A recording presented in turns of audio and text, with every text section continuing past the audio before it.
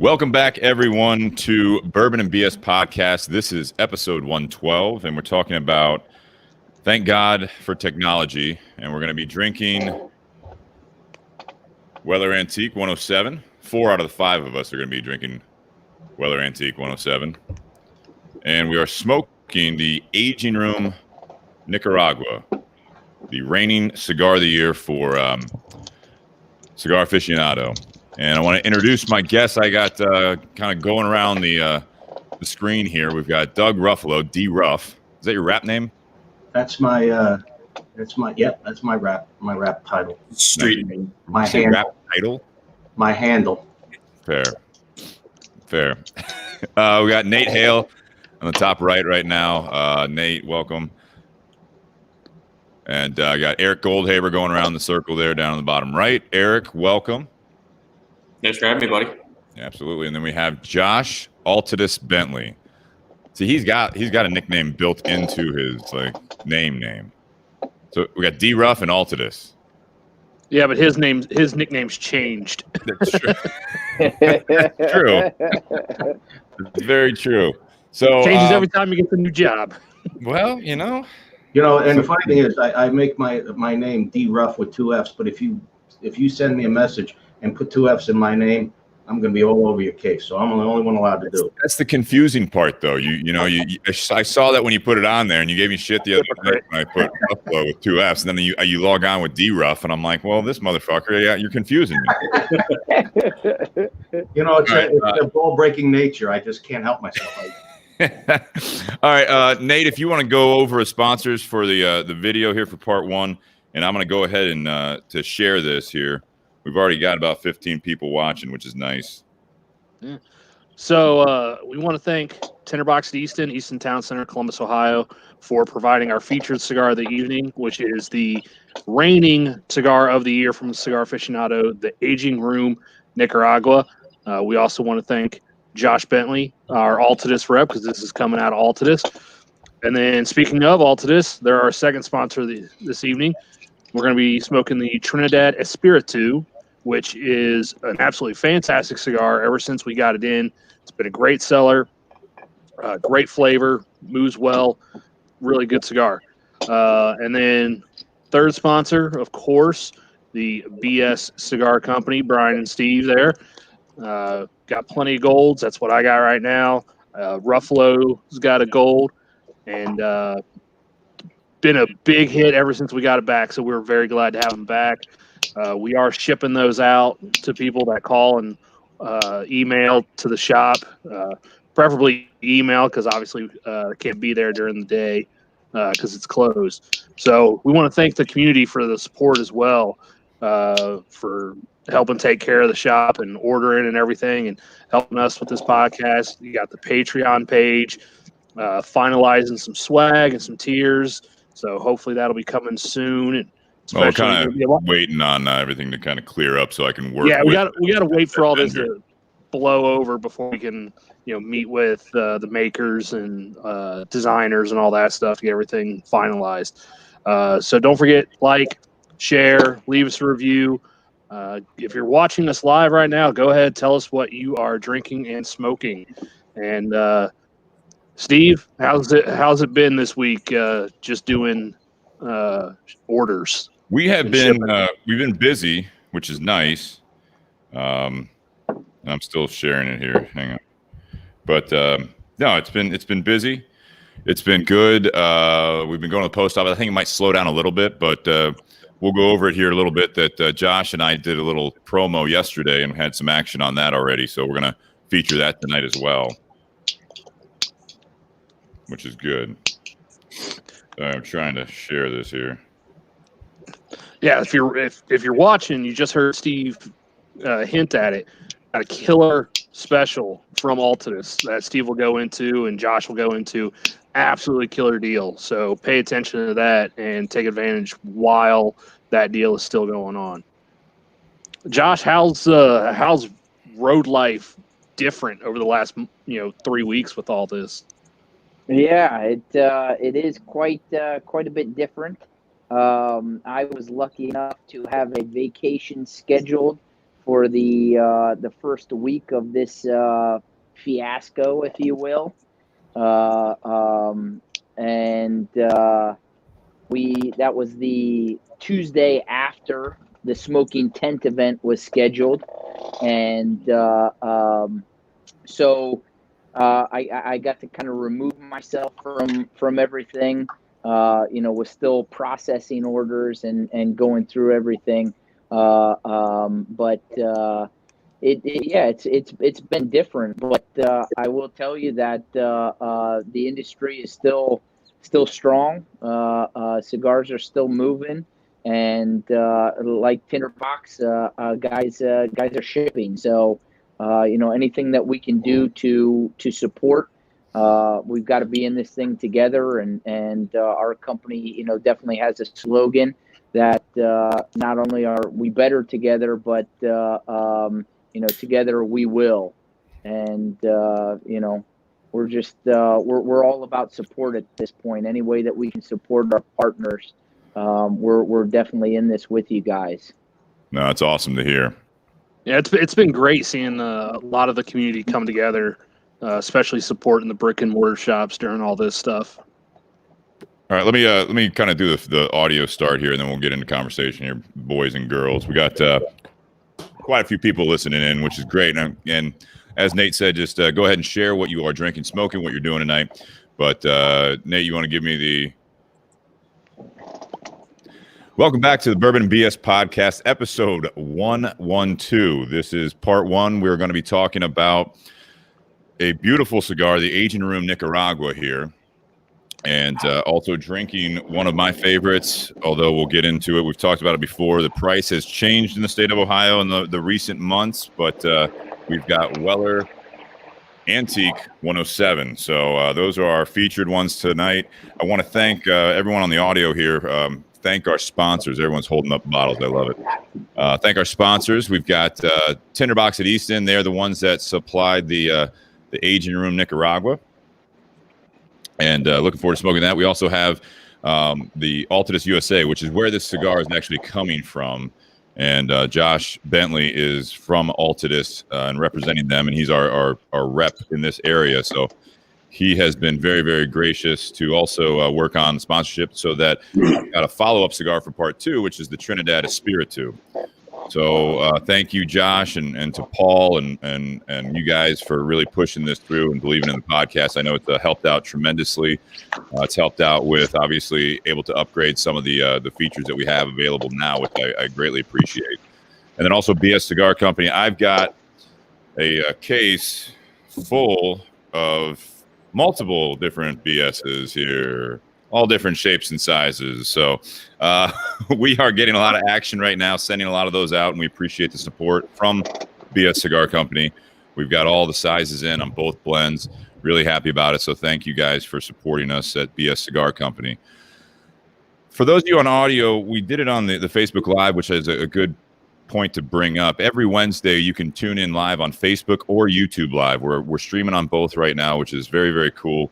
And we appreciate it. You can actually chime in with comments. You can be a part of the conversation, talk to each other in the background. And we ask that you be nice, play fair, and no throwing stones at anyone. I also want to thank everyone from the Patreon page. This has been a huge help for us to pay for some of the subscriptions that we have as we've grown and again, improve the technology and be able to post these things. But Bobby Hirschman says, I don't like nice. Well, perfect. But he's from Philly. That's his excuse for everything. There you go. The only place I know that has a jail in the football stadium. That's all I can say. But the Patreon page it's patreon.com and then /Bourbon and BS podcast. And that way you can contribute monthly, or if you want to do one and then you can cancel, whatever you want to do, but you can put any amount in there. It gets a direct withdrawal, which is fantastic. It makes it very, very easy, and that helps us out with the whiskeys, with things like this streaming service that we're using to make it a little bit more advantageous right now, especially with the things going on. But we appreciate you guys, and if you guys have any questions about that, go ahead and get a hold of us through the podcast, and we'll help you out through that. We've got some shirts and other things coming as soon as we get out of this stay at home or quarantine, whatever you want to call it, the Corona crisis that we're going through. I think everyone's getting tired of. So, everyone on the podcast, let's start with the cigar because Eric, we've had you on before, Eric Goldhaber. I don't know if I introduced everyone on the audio side, did I? No. So we got Eric Goldhaber. We've got Doug Rufalo, both returning guests. Nate Hale, obviously, is running the fictional soundboard right now from his place. And I got Josh Bentley on as well, which I mentioned. So, guys, welcome. We're all smoking the aging room. I was going to say, last time Eric Goldhaber was on, we discovered, or I knew already, but for the viewers, the first time probably you were on, I guess, way back, Eric, it was that you do not drink alcohol. So unfortunately, you've got a great nose. When Jake and I used to do this together, he would always really kind of, it's a good water there. It's a good water, but you have a good nose for it. So I'm sorry not to have you in the garage tonight so you could smell this 107. I wish we were able to get you some just to at least get a nose of it. But everyone else on the podcast remotely is drinking the same thing. I'm drinking out of the Weller with the screw cap. But let's talk about the cigar first. So Josh, since we've got you, we're gracious enough you're gracious enough to bless us with your presence here. Because I'm sure you're super busy on the road right now. So Slam. take time out of your day Slam. for this. Amazing. Absolutely. No, it's I appreciate you having me on. It's great. It's always great to see you, to support you guys. You guys always have our support. These are definitely different times that we're going through right now. So. To get to come to you guys remotely. I mean, how awesome we're going to be talking about it tonight, but how awesome is it that technology has allowed you guys, you, Steve, to continue the Bourbon and BS podcast. I mean, that's incredible. I'm just glad to be here with you guys this evening. Well, let's talk about the aging room, Nicaragua. Let's just dive right into it here. I mean, this is the current reigning champion of the Cigar Aficionado list, top 25 for 2019, and it definitely is a hot seller still. We featured it in a pack recently from Tinderbox at Easton as a special. We'll go over that here as well. But talk to us about this. Rafael Nodal is the mastermind behind Aging Room. He also works now for Altadis USA. And this is an AJ product, but beyond that, take us kind of through this project, if you would, Josh. Yeah, absolutely. So the Aging Room Quattro Nicaragua. It is the latest in the Quattro series, made at AJ Fernandez factory. What's neat about it is that Rafael Nadal, who is our product capabilities director, now in charge of marketing, who owns the Aging Room Boutiques Blends brand, set with AJ Fernandez, and they took many months coming up with this blend. And the blend, the first time that I got to try it, Steve and I were talking yesterday, and it's classified as I believe medium plus to full bodied. But the first time that I got to enjoy it, I was sitting in Rafael Nadal's office when I was down in Fort Lauderdale at our office for the first time visiting, and it was shortly before lunch. And I lit it up, and I hadn't had anything on my stomach that day. And I so wish that I would have waited until after I had lunch to light this up. I feel like I would have enjoyed it a lot more. But getting back to the blend, such an incredible blend. I mean, to number one, to qualify for the top 25, but yet better to get the number one cigar of the year, to get a 96 rating. I mean, that is pretty incredible. Nicaraguan filler and binder, and it is a Nicaraguan Sumatran wrapper on this Aging Room Quattro Nicaragua. Phenomenal blend. The priming, a high priming Nicaraguan Sumatran wrapper that you can see on it. Very lush and dark. But the notes, the notes that you get off of it at first. I think we picked a great bourbon to pair with it. So I'm glad it will be my first time drinking some Weller Antique and smoking a Nicaraguan. But the notes that I get off of it, just in that first part, a lot of like a hickory almost that I get off of it, like a roasted coffee. What about you guys?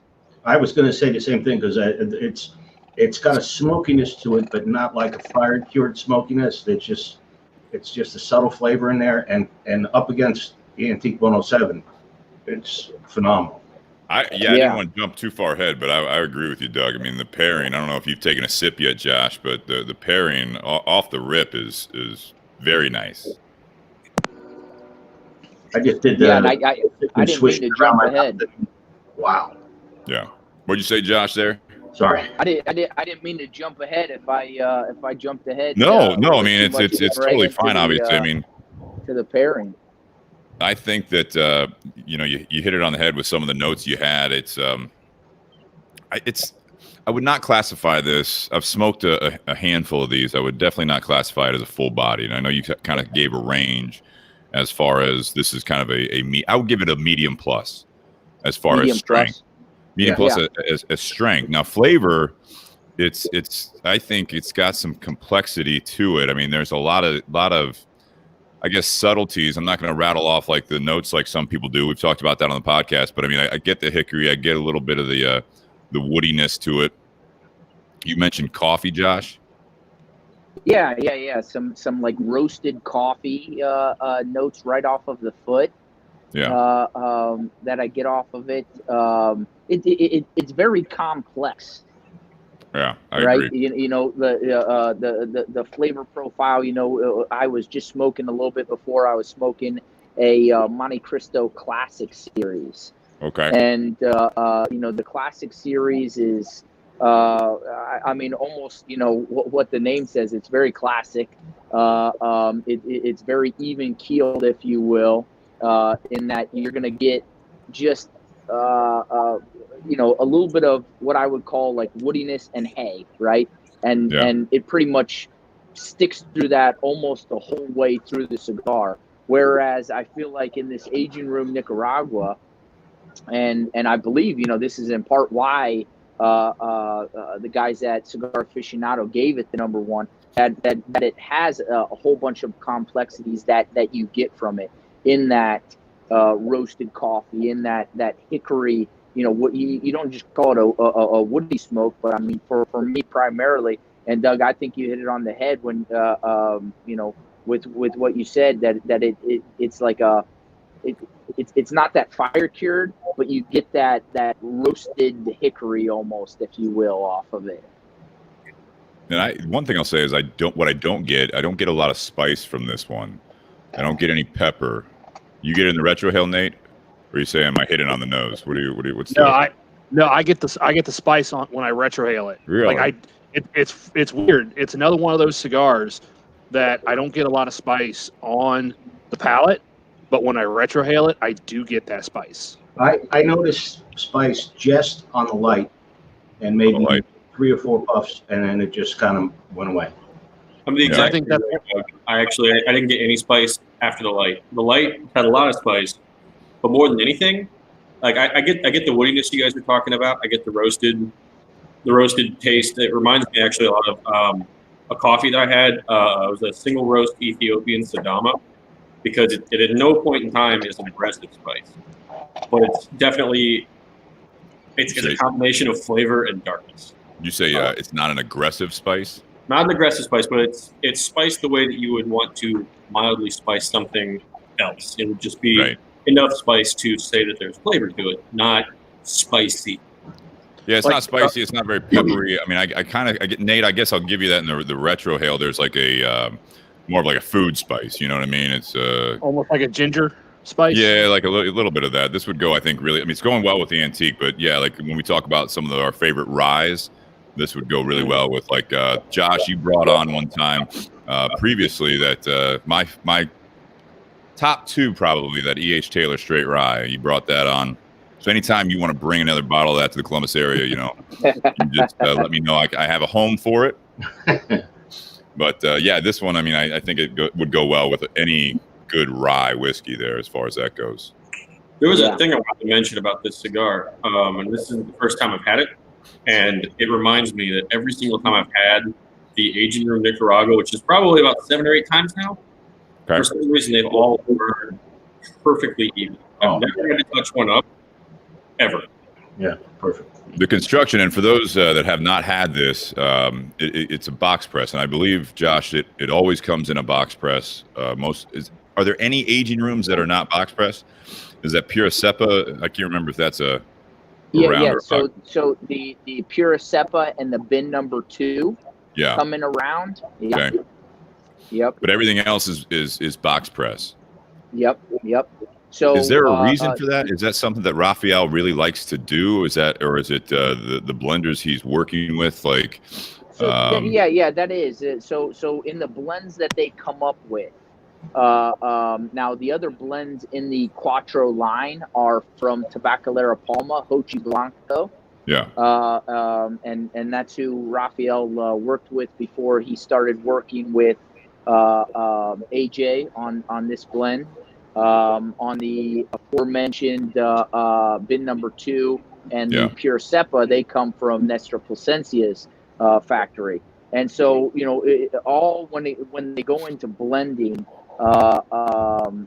that's a big part of deciding whether it's going to be a box press or it's not going to be a box press. And so, on this particular, he primarily is box press though. Yep. On all of those, the Quattro. Now his core line that he also does with Hochi Blanco, those are round cigars as well. When you say core line, what are those blends? Are they aging room? Aging room, yep. Aging room core line, the Raphael Nadal core line. Now is that okay? How does that compare price point with these? Because I bring that up. The aging room stuff is pretty, as far as the Quattro line, it's pretty consistent on the pricing. Yes. We like sell this size. This is a 6x54, I believe. It's like a Toro size box press, and it's $12.95 on our shelf in Ohio. That's Keystone with tobacco tax built in. So I assume it's pretty consistent across the states as far as that goes, depending on the local, OTP or the tobacco tax. Correct. $12.95 for this one. The core line, is it higher, lower, the same price points? Right along the same price points, a little bit higher. Yeah. Okay. Yep. Yeah, I don't think I've smoked a lot of those. I don't think over the years. I've smoked the Pura Cepa. I've smoked the Quattro line. I think the bin number 2, I know I smoked, which was a phenomenal smoke. I thought that was fantastic. I mean, anything with the aging room name on it, I think, it's always debatable if what the cigar of the year should be, and with aficionado obviously being the one that most people look at, they've got quite the reputation. But cigar of the year, I'm not sure if I would put this as my favorite of the year, but it's definitely, like Eric, you talked about the construction, we've talked about the flavor, the complexity. I mean, it's to your point, Josh. I mean, I kind of see why they put it number 1 with everything out there right now, as far as some newer ones, and they just repackaged a lot of the Quattro line, correct? That's correct. Yeah, when this Nicaraguan came out, which was not at this past show, but the show before that, which was the last show that we had at the Las Vegas Convention Center. They repackaged and streamlined, if you will, the Quattro line.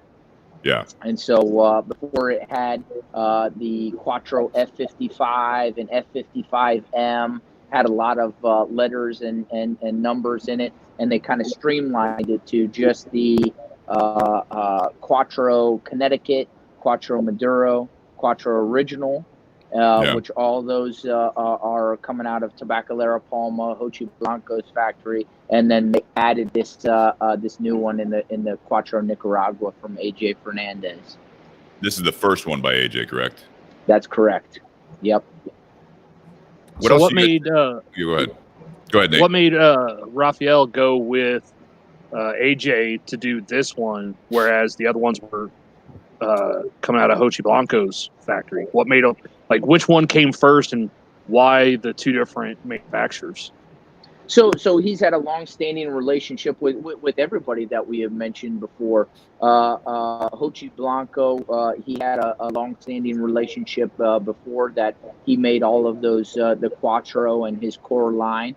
And then choosing to work with AJ, Nicaragua is really hot right now. I mean, that kind of goes without saying.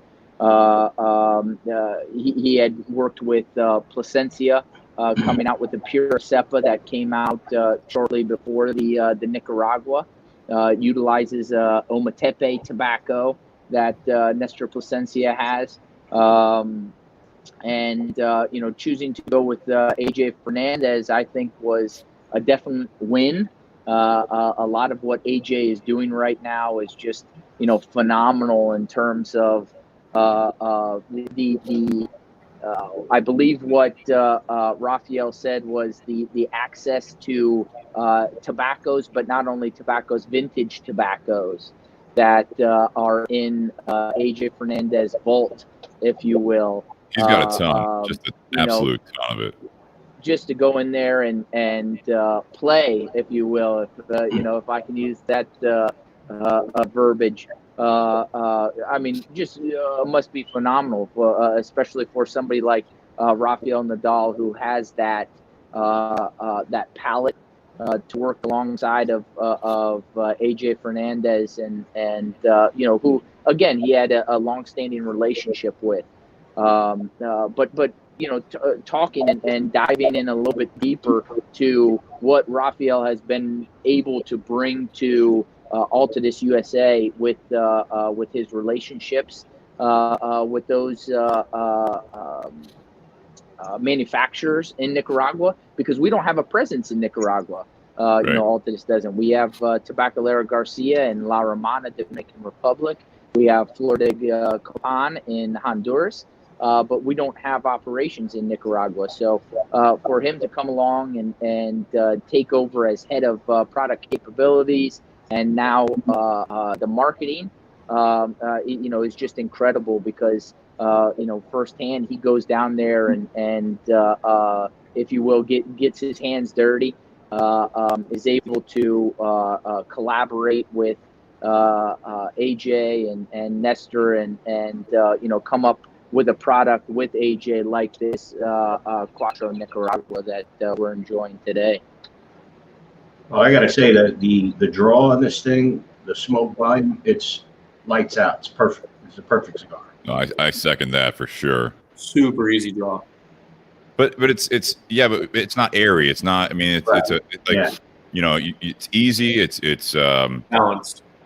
It's balanced. Yeah. So it's you're not struggling. At the same time, it's not like you're just breathing air. But go back to Eric. You had a great point. I mean, you're holding it up right now. I mean, the burn line. I mean, I always, especially when I'm talking, I always like not necessarily touch it up, but I notice that if I ash it talking on the podcast or otherwise, I'm so used to relighting, even if it's not completely out, type thing. But I agree. The construction, the burn line, everything else is fantastic. And I am wearing no ash right now. It's not flaking at all. Yeah, right. Very solid. It's a very solid ash for sure. I agree. Nate, what do you think? Where are you at on this? No, for me, this cigar I feel like actually burned a little quick, but absolutely smooth, effortless draw. But yeah, I'm already why that far in. You know why it's drawing quick? Because it's smoking the shit out of it, because it's so good. That's part of it. Well, and I will say, last year when we first got the 4 aging room blends back into the shop, I smoked all 4 of them, and this one actually wasn't my top one. So when I favorite out of the Quattro series there, the Maduro, okay. I actually like the Maduro the best out of the 4. The Connecticut, I really didn't like the flavor on the Connecticut compared to some of the other Connecticut's that I've had. But this one was number 2, but preferred the Maduro a little bit. So when I saw Aficionado give this one the number 1, I was completely blown away with that rating. But congratulations! I mean, it's an absolutely fantastic cigar. So I'm not faulting or questioning Aficionado's palate by any means. But if I remember, because I remember the first shop I used to work at, was it the F55 that I think was actually number 2 cigar of the year one year, and the number 1 I believe was a Cuban. That was the bin number 1. Was it? Okay. Yeah, the aging room bin number 1 got the. I mean, yes, the reigning for that year, it was the reigning number 1 cigar because the number 1 was a Cuban, so you couldn't get your hands on that per se. Number 1 in the U.S. Yeah. Number 1 in the U.S. Right.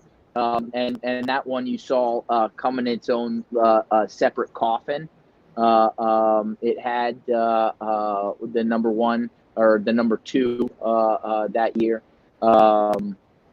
Yeah. The F55 though. The F55 was highly rated not too long ago, within the last 5 years, if I'm not mistaken.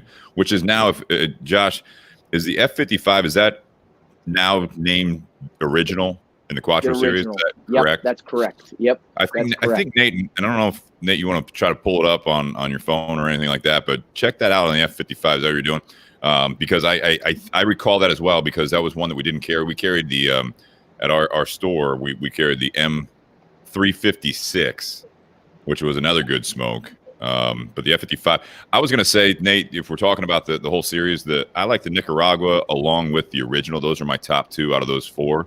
The Maduro for me would probably be a 3 out of the 4 of them.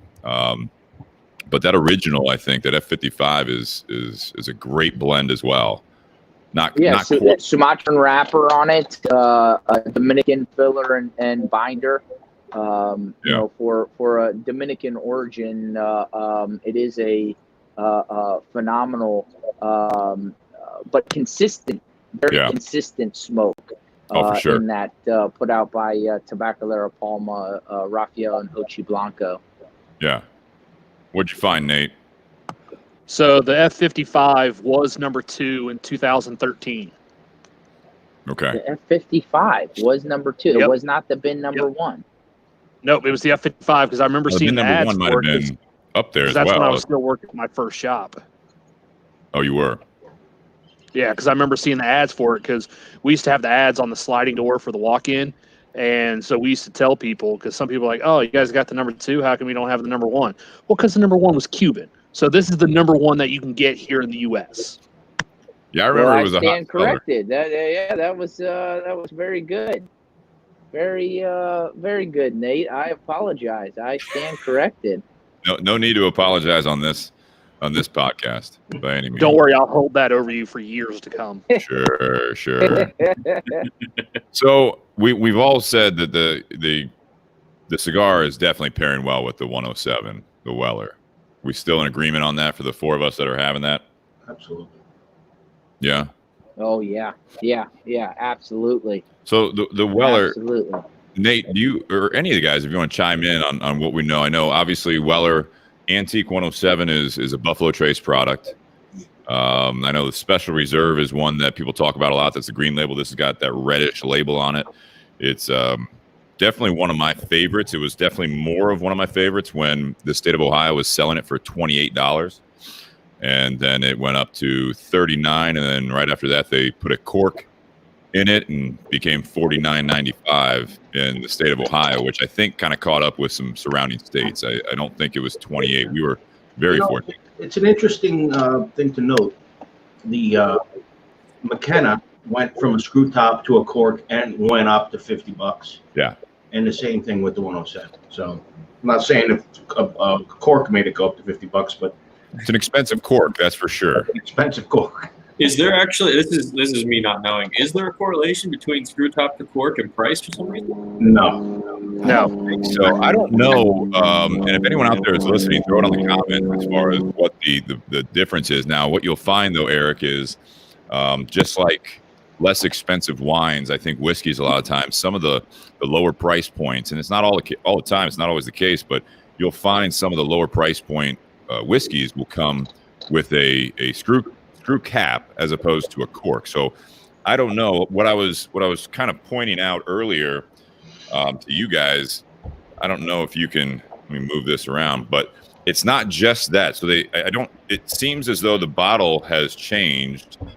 If I move my microphone here, and these are the two tops from the same table there. So obviously this is going to be the screw cap, and then you have the cork. But as I'm looking at the bottle, even like the shoulder of the bottle, and I can't keep it even, but even the shoulder of the bottles are slightly different. So it looks very similar, but it's almost as if they did redesign the bottle a little bit. But obviously the cork is going to add a little bit of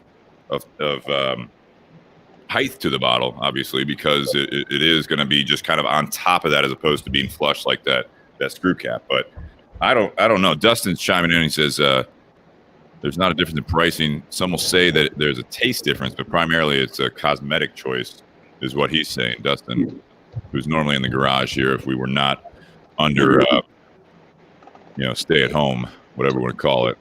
But I don't think there is really a big difference. It's just I don't know why they would do the cork versus the screw cap, except for I don't know. I don't have the answer to that. It's probably marking and appearance and blah blah blah. Someone gonna. It could be the perceived value. I'm sure there's a reason for it, but I don't think it takes away from the whiskey, especially after you open it. I mean, you can screw that cap on pretty tight. You know what I mean? I guess that's. What if it's experience? What if they want it to be the experience of uncorking your bottle or something like that? Maybe to make it feel a little bit more proper. Maybe to make it feel a little bit more. Well, I don't know. I actually posted my cork pop on the community page. I saw that. Well, I would say that going back in history, obviously, when they were just doing the wine bottles and everything else as far as like whiskey bottles, and obviously everything else that comes in that, they didn't have the technology to create that screw cap back years and years ago. So they used that cork technology to have it expand just enough, obviously, to do that. I see what you're doing there. You're trying to tie it into the later conversation. I wasn't. That was unintentional. But I think that's part of it. So it could be. Doug, you were saying it's kind of like the. I don't know, like ceremonial, or there's like a not cosmetic, but just something that it's perceived quality change over that. Marketing people come up with all kinds of things, and they do market research, and they figure these things out. It could have been nothing more than that, but. With McKenna, if you think about it, McKenna was a very easy to get whiskey, and it kind of sat on the shelf as a sleeper. And then some internet site says, "Oh, best bourbons under whatever amount of dollars it was," and this got all kinds of internet attention, and then you can't get the thing anymore. I'd say this though. Think about it the other way: is that when the perceived quality of a whiskey is a lower price point. So when this bottle was coming in the $20 to $30 range, and then all of a sudden they wanted to, like Henry McKenna is in the same ballpark, where once it went up to a $49 or $39, but especially at a $50 bottle, if everyone knows in the bourbon industry about the Weller, but I mean, if you saw a $50 bottle that had a screw cap, I think that would be something that you're like, it just kind of has that lower quality feel. Yeah, that's a great point. Because if they decided to, it got popular enough that they could demand a higher price, and they're going to just change a little something to make it seem like it. It's almost like you I will tell you that Henry McKenna, I know when I went to the Bardstown, Kentucky Bourbon Festival, I remember picking up a couple bottles of that Henry McKenna. And last year, if I'm not mistaken, I think it was at the San Francisco whiskey or bourbon that it got the bourbon of the year, which kind of set that off. And Doug, what you were talking about, the internet went crazy with it, and then now you can't get it. And so going back to the Weller, on those bourbon sites and everybody talking, for the low price point that it was, whatever you guys are saying. I mean, I feel like I remember when you could pick up, I want to say the antique was what, $25? I want to say Something like that, Kentucky. I think it was 28 here in Ohio more recently. And somebody and this was even before I think it came to Ohio. So this must have been just when it was in Kentucky. And somebody said, "Oh, this is coming out of Buffalo Trace. This is just as good as Pappy." And then boom, you couldn't get it, on the shelf. Yeah. 2 years ago, I bought Antique 107 as a gift for a friend. I remember it specifically because I was driving to Wisconsin and I stopped in a nice liquor place in Indiana.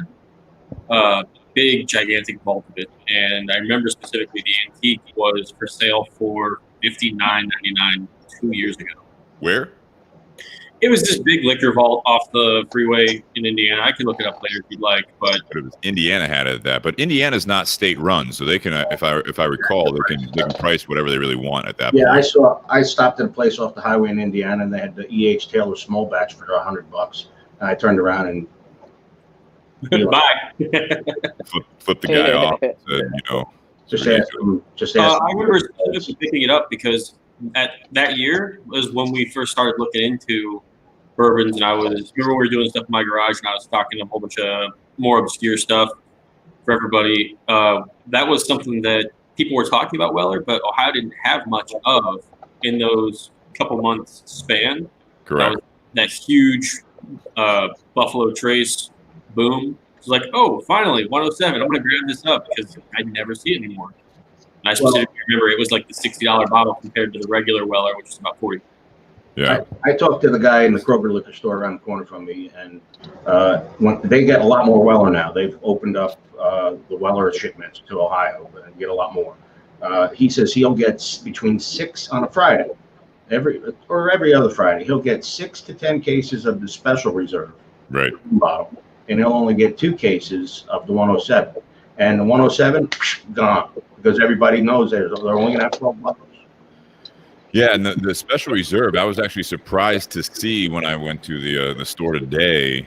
I wasn't planning on picking up another bottle of this. I just had a little bit left in the screw cap. But normally I've been seeing the Special Reserve in very good quantity at most liquor stores. And today I did not see any at the liquor store I was at. But I did, again, there was 2 bottles of this sitting on the shelf, which almost blew my mind.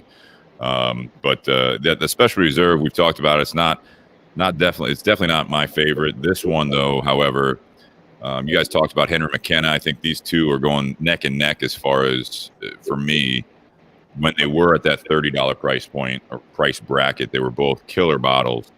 Now they're at $50. I mean, I'm not really comparing them, but I mean, in my mind, it's hard not to sometimes because they're both hard to find when you come across it at $50. If I had this sitting next to Henry McKenna on the shelf, and I'll ask you guys what you think about that, but I would, and I had to pick between the two of them at $49.99. I would pick up the 107 over that Henry McKenna personally. What do you guys think? I hate to get sucked into that whole I can't get it so I want it thing, but I would probably do the same. You do 107? Yeah. Yeah. I chose, but the other day at the Kroger up in Dublin, like 2 weeks ago, they only let you have one hard to get, and they had the 107 and they had the Elijah Craig barrel proof. Yeah. And I only have one or the other, and I chose the Elijah Craig. Yeah, that barrel proof's very good. This one, from what I'm seeing, though, this is going to be 53.5%. For those of you that have not had it or aren't as familiar with the 107, you're more the cigar people, not as much the bourbon. I mean, it's 53.5% alcohol.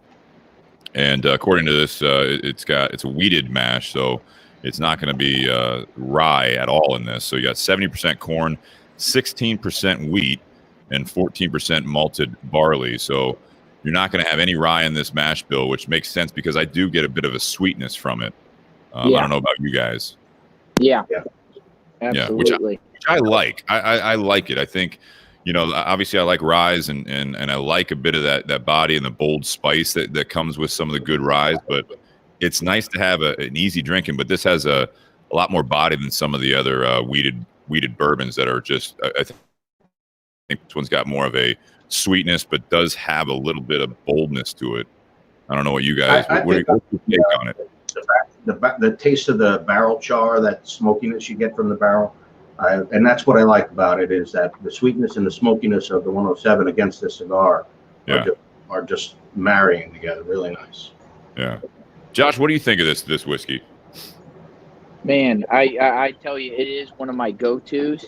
I try and keep two bottles of it on hand at any given time. I was lucky enough to get a barrel pick from my local, which is the Party Source. Oh, nice, very right nice. There.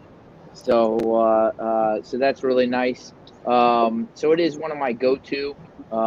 Just a nice sipping bourbon, and I mean, as we can tell, I mean the pairing, as the sweetness goes with the notes that are in this cigar. I think it really just sets off. I don't know that we could have picked a better pairing, I agree. to marry with the notes off this cigar. Yeah. I got lucky once. I was down at the Party Source, and they had Buffalo Trace barrel pick down there. And I don't know what Party Source knows what they're doing, because this barrel pick, Buffalo Trace, I had a regular Buffalo Trace, and I did a side-by-side, and my God, it was completely different. It was so good. Yep. Now, Josh, you drinking the regular 107, or are you drinking the barrel pick right now? I am drinking the barrel pick. I left the regular downstairs. Wow. Someone's treating themselves. Nate, what do you think of this bourbon here?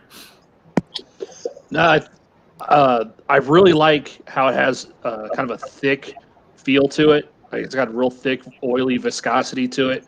The legs on the glass, it just sits and sits and sits. So it just coats your palate, and it's got a little bit of spice to it, which is why I think it pairs well with the aging room Nicaragua. I had to move inside just for a second because there's a little bit of sprinkles coming down on my laptop. So, but no, it's when it was a under $30 bottle, it was an absolute steal. It was a killer bottle. Yeah, I agree with that. The bad thing about that is it was such a good bottle, and other states around us were selling it for higher. Because if I remember correctly, like, we used to be able to get Weller for a while. So it's something that Jim Canepa had to work with Buffalo Trace to be able to bring it in. And so when Ohio first brought it in, it was kind of an introductory. And so it was to try and build up some momentum to it. And then the secondary market got a hold of it, and prices were going through the roof on the secondary. So that's when they started moving it up. It hit $40, and I think it only lasted for about a month at $40. Yeah, it wasn't a long time here in Ohio. Yep, and then it went up to 50, and some people were saying that they're only raising it to try and kill the secondary market. But then also, if you looked at what other states were charging, that was right in line. And I've seen this bottle on shelves before, not in the state of Ohio because we're state controlled, but I've seen this bottle on shelves go for $130 retail at a liquor store. So, at $30, great bottle. $50, good bottle. $130, no, I wouldn't get this for $130. My life depended on it. There's a lot of bottles that are priced in that $100 and up that I would not touch. I mean, it's just, we had that, what was it, the Whistle Pig 12 that Tanya brought on, Nate. Yeah, $125.99. $125, and it's a good bottle, but wow. I just there are so many other bottles that if it was the same price point, I would get something over that Whistle Pig 12 year. It was nice to have. And it's good to try, but I think if you watch that episode with Tanya on there when we were doing the Whistle Pig 12, she seemed almost disappointed. I mean, she was happy to get it and try it and share it with the podcast and with us and everything, but you you could see the disappointment in her face and her voice when she was talking about that one. And I agree with this. The price point, I'm still saying $50 compared to what else is out there anymore.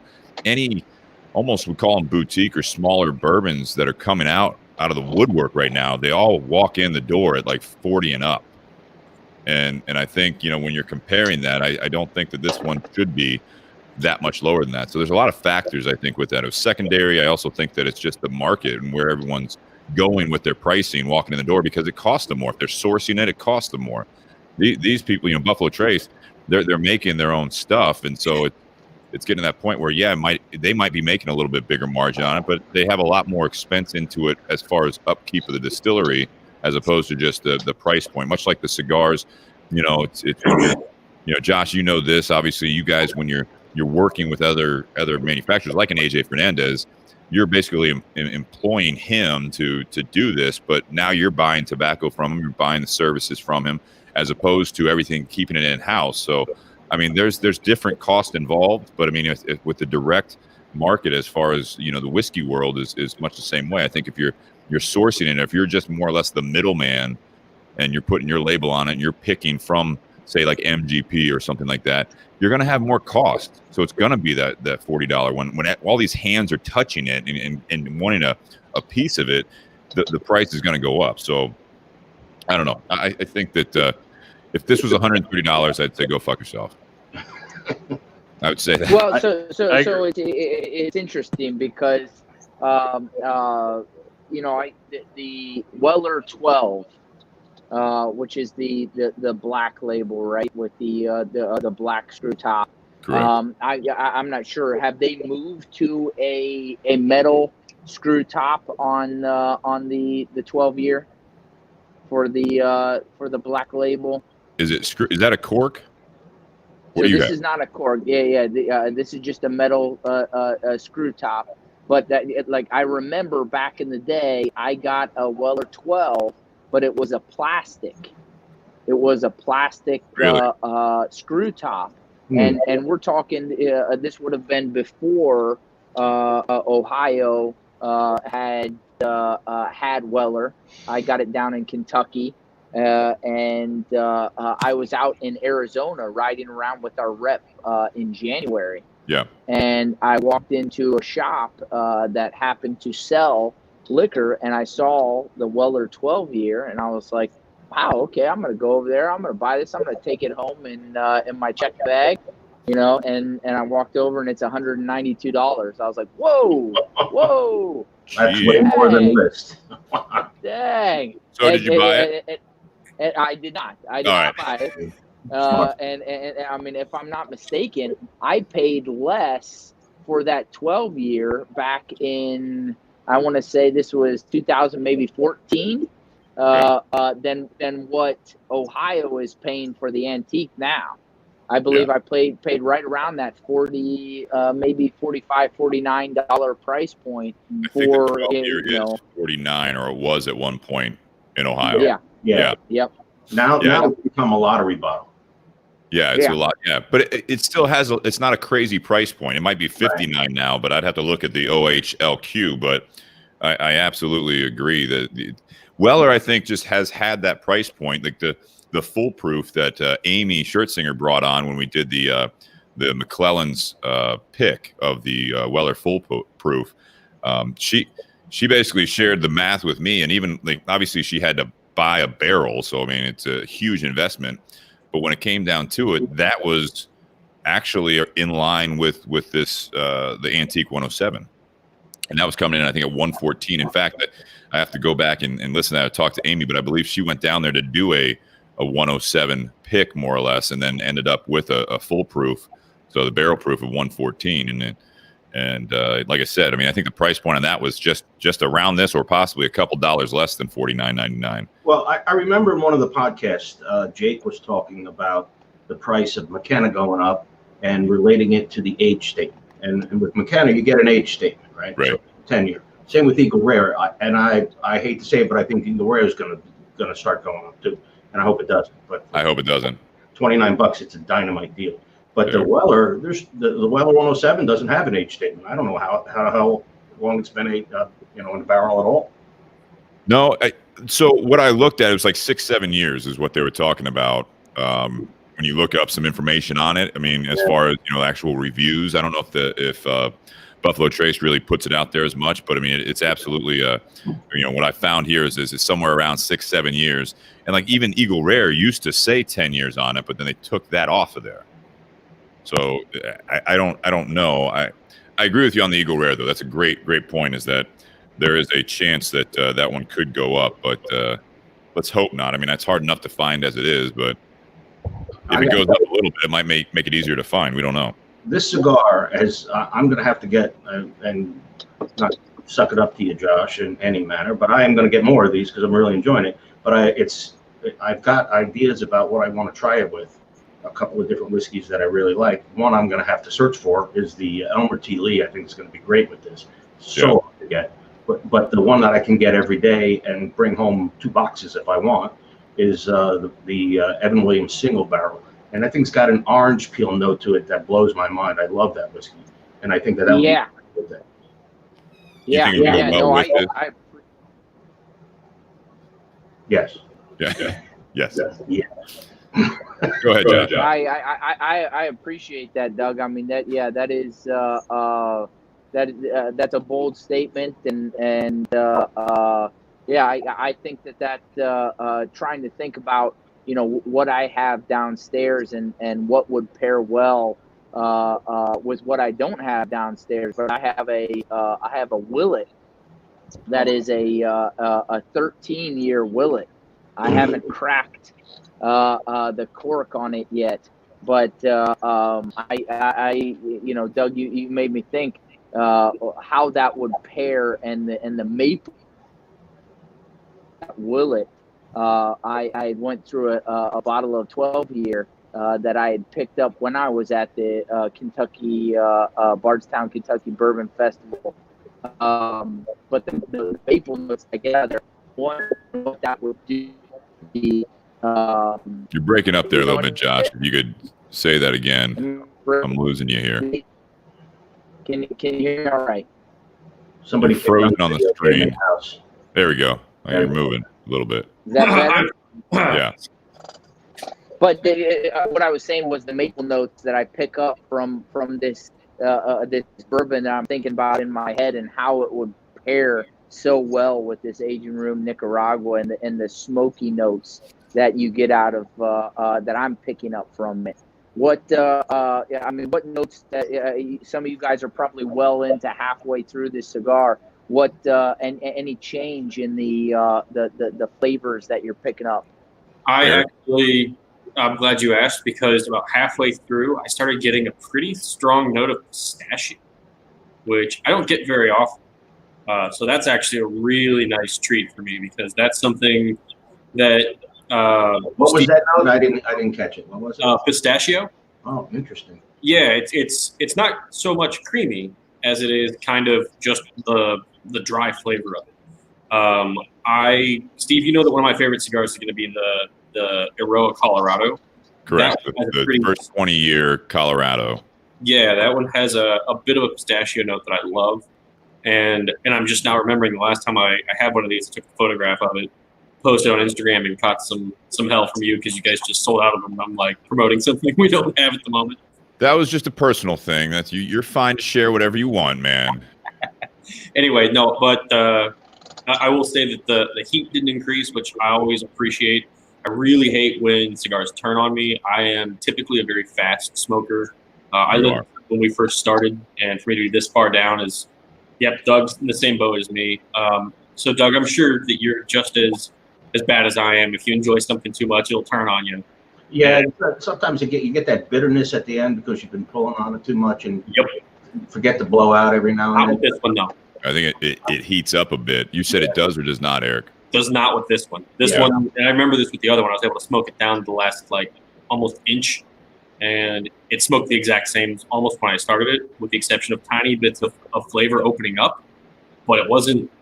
I wouldn't say the flavor evolved. I would say that it definitely started off about what I'm smoking now. Maybe it's my palate's finally getting used to it. Maybe that's what it is. But thoroughly enjoying what I'm smoking. and the fact that it didn't change drastically. I didn't have to work my way into it. And I think that that's another mark of something that I look for. Yeah. Yeah, I think it's subtle cocoa notes are coming up too. Got some cocoa notes. I agree with Eric. I don't think this cigar changes a whole lot, but I think part of that might be the construction of it. Now, again, drinking the Weller 107 with it obviously, will change it, so you're not able to experience that, Eric, per se. So it's interesting. No, it's just interesting to hear you say, because I don't think it's changed a whole lot since I started sipping on the bourbon with this cigar. And I'm not quite as far as you guys are, but I'm definitely into the cigar a bit, halfway, if you will, maybe a little bit more. And I think, to your point, Eric, and Doug, you were saying, I think the construction is why it's not heating up. It's not, there's not as much tar buildup as if you were really chiefing on the cigar and it's a little bit firmer draw. You're gonna get a little bit of that bitterness, I think, coming through. And with this, obviously, I think the construction all the way through, going back to this, is just top notch. I really think it's top notch, and I think that the draw and the burn line, everything else, I think that has a lot to do with why it is such a consistent smoke. Maybe not as complex when people talk about the complexity of, as you get through the first third, second third, you're going to have a lot changing, but you still have a lot of different flavors the whole way through, which I like. Doug, I'm being asked to relay something to you, by the way. I'm being messaged here privately by my friends that are watching this. My friend Bill said that what you said was very informative, and that he wished that the bourbon had a better name than McKenna, but he can't win them all because his ex-girlfriend's name is McKenna. But he appreciated what you had to say because he didn't know what you knew about McKenna. Then we'll call it Henry McKenna, because I don't there think we go. Henry was probably not Henry. Yeah. Maybe it was. I don't know. Ask if Henry's in the family names there too. Ooh, wow. Not gonna ask. It's amazing where these things can go. I had a question here, Josh. Avi had a question for you, since we're lucky enough to have someone from Altadis here. He threw it up there, off the subject. Question for Josh: which cigar is the biggest / best sellers for Altadis? Monte Cristo White, and I assume he says Espada. It says Espa. I assume Espada are killer cigars. But Josh, what would you say the biggest and best sellers across all your lines would be? Yeah, he hit it spot on with the Monte Cristo White, and then one etch above that is the Romeo and Julieta Reserve Real. I love that cigar. Love it. Reserve Real, True Blue, our number one seller, followed closely behind by that Monte Cristo White. And then the Espada that he mentioned, which is the first Monte Cristo that was a Nicaraguan Puro made by the Nestor Plasencia family. Yeah. And then we followed that up last year with the Espada Oscuro. And just thinking, forward thinking.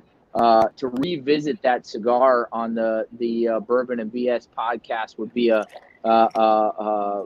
great cigar to revisit sometime when we would get an opportunity, Steve. The Oscuro?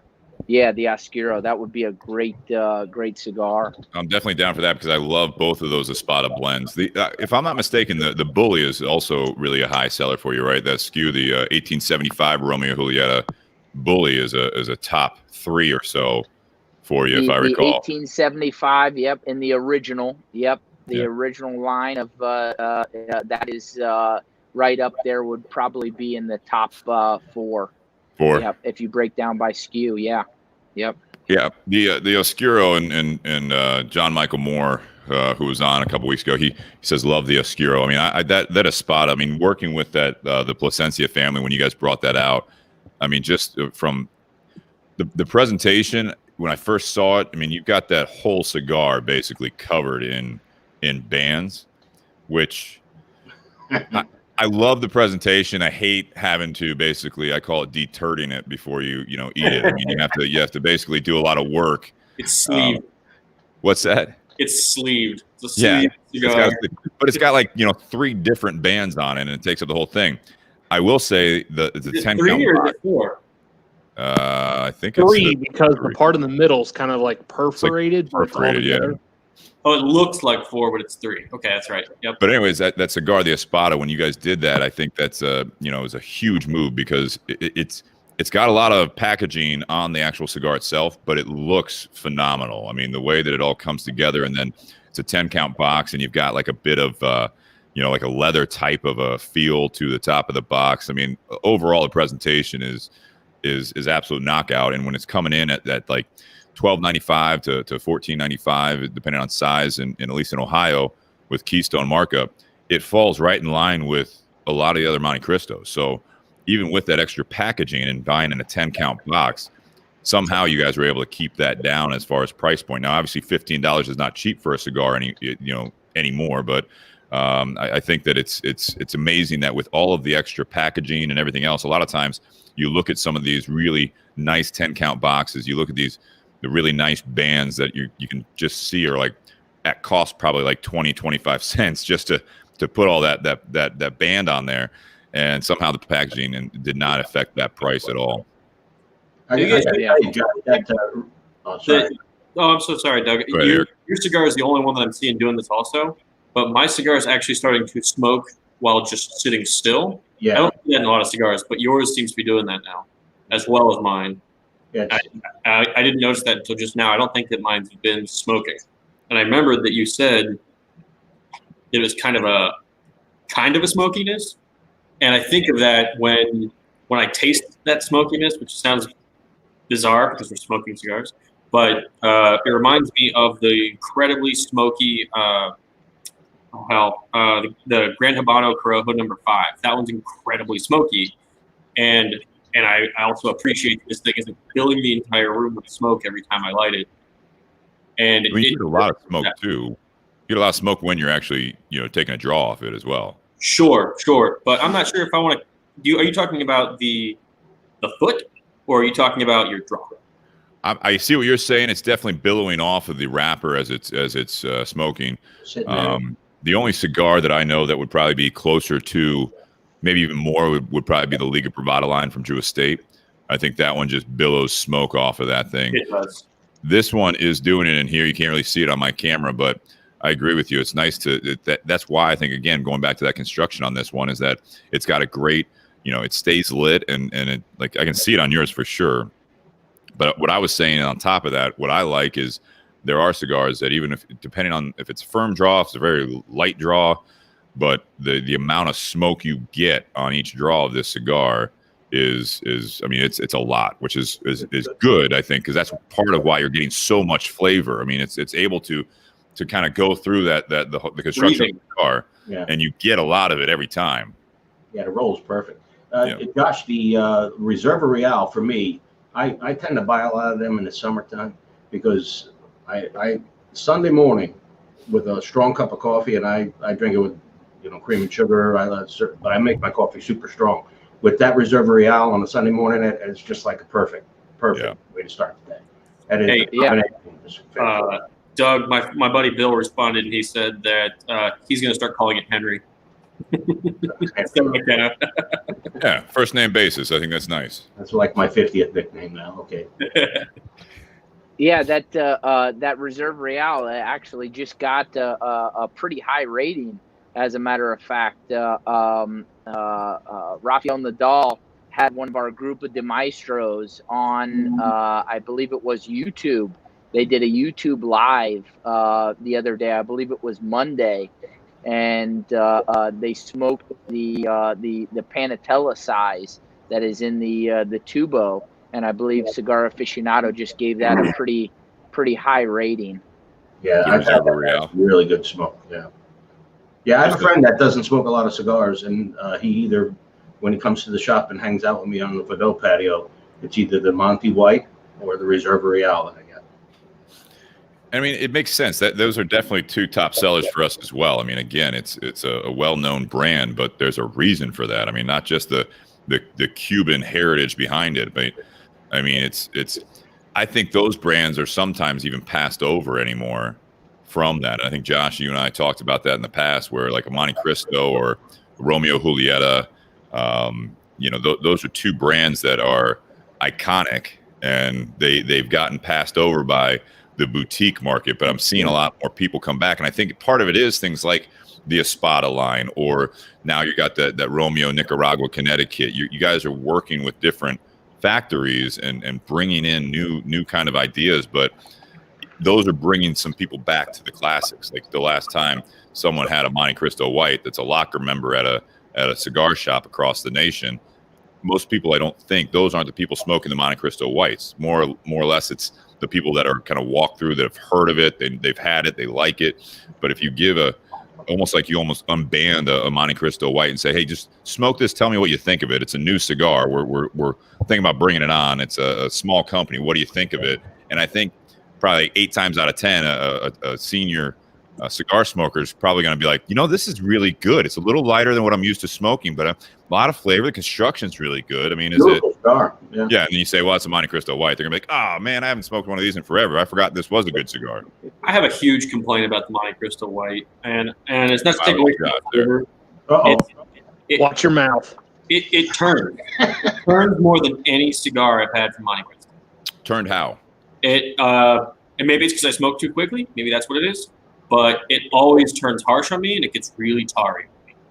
Interesting. Always. I love that cigar with a cup of coffee in the morning. The Monte Cristo White series with a cup of coffee, because that's usually how I would start my day Saturdays, is I get a cup of Jennings Java, and I get a Monte Cristo White, either a Churchill or a number 2. And that's how I start my day at the shop. So then that brings me back to Eric's comment. Eric, what how many Connecticut's are you smoking on a semi or regular basis, saying that you're a pretty quick smoker? I would say that out of every 20 cigars I have, maybe 1 to 3 of them will end up being Connecticut's. And when I do Connecticut, I like to stay with the Underground Shade. I like to stay with the Casa Cuba. I'll do Camacho, Connecticut. I haven't done Monty White in about a year and a half because the last time I had one, it turned on me so badly. But the Connecticut's that I do smoke, I will say that I lean on the heavier side than the ultra mild. I would definitely recommend trying the new Romeo and Julieta 1875 Connecticut. And phenomenal cigar. This Connecticut is the first Nicaraguan grown Connecticut under Nestor Plasencia's cheesecloth. He is growing the Connecticut seed, where primarily some of those other ones that you've mentioned are coming from Ecuador. Yeah. Right. And those Ecuadorian Connecticut's, those burn really. When you burn them really quick, they get really harsh. Right. That Connecticut seed grown in Ecuador will, when you're puffing on that constantly, you're going to get a lot of a little bit more tar buildup. You're going to get a little bit more of like the bitter notes, that will turn. And I mean, that's the only thing that I can think of off the top of my head, when you say that it turned that. I mean, I hate to hear that, right? As a rep and especially of my cigar, more or less any cigar, I would say that is why this Romeo and Julieta 1875 Connecticut, that because it's grown in the Nicaraguan soil, it's a little bit more pliable, if you will. It's a little more of a less brittle wrapper, and is going to hold up to chugging, if you will, right? On the but puffing a lot. On if you're a quick smoker, you're going to enjoy it a little bit more because it's a little more of a slow burn. Yeah, I agree with that, Eric. You should definitely try that. The Connecticut Nicaragua. It's got like a pale yellow band to it. I really enjoyed that cigar ever since we brought it in. Something else you should try, Eric? Slow down a little bit, man. I'm the only millennial in the room. I'm not sure I know what that means. Doug, can you explain it? The whole smoking thing is about relaxing, taking it easy, man. Have you met Eric? Yeah, have we met, Doug? Yeah, I get it. I get it. My buddy that smokes them, he smokes them too fast too. Next time I pick up cigars, I'll grab up 2 of each. I'll grab up the Romeo, and I'm gonna grab up 2 more of the Monty Whites. I'll do the big guy and the little guy. I'll do 1 of each. And just I was gonna ask, what size was it? The last one you smoked? Do you remember? Was it the Rothschild? It was the Roth. Almost always the smaller one. I never grabbed the big thing. I would try that number 2. Yeah. The number 2 size. It's got a nice ring gauge to it. I think you're going to get a little bit more of better smoke delivery, I guess. So maybe if you don't cut it down too far, I mean, it's got a nice, like, kind of a softer bellicoso type of a head to it. So that I might like doing a V cut on that. Do a V cut. Yeah, V cut on the torpedo. Yeah. I've never done a V cut before. At all? Ever. Wow. Well, when this whole quarantine's over, Doug, come in the shop, get a Monte Cristo white number 2, and we'll put a V cut on it. Let you touch my cigar. Oh boy. Jeez. Hey, just be happy if your cigar is the only thing I touch. Wait, what? Is that a threat? I'm uncomfortable. Yeah, we're gonna lose Nate here real quick.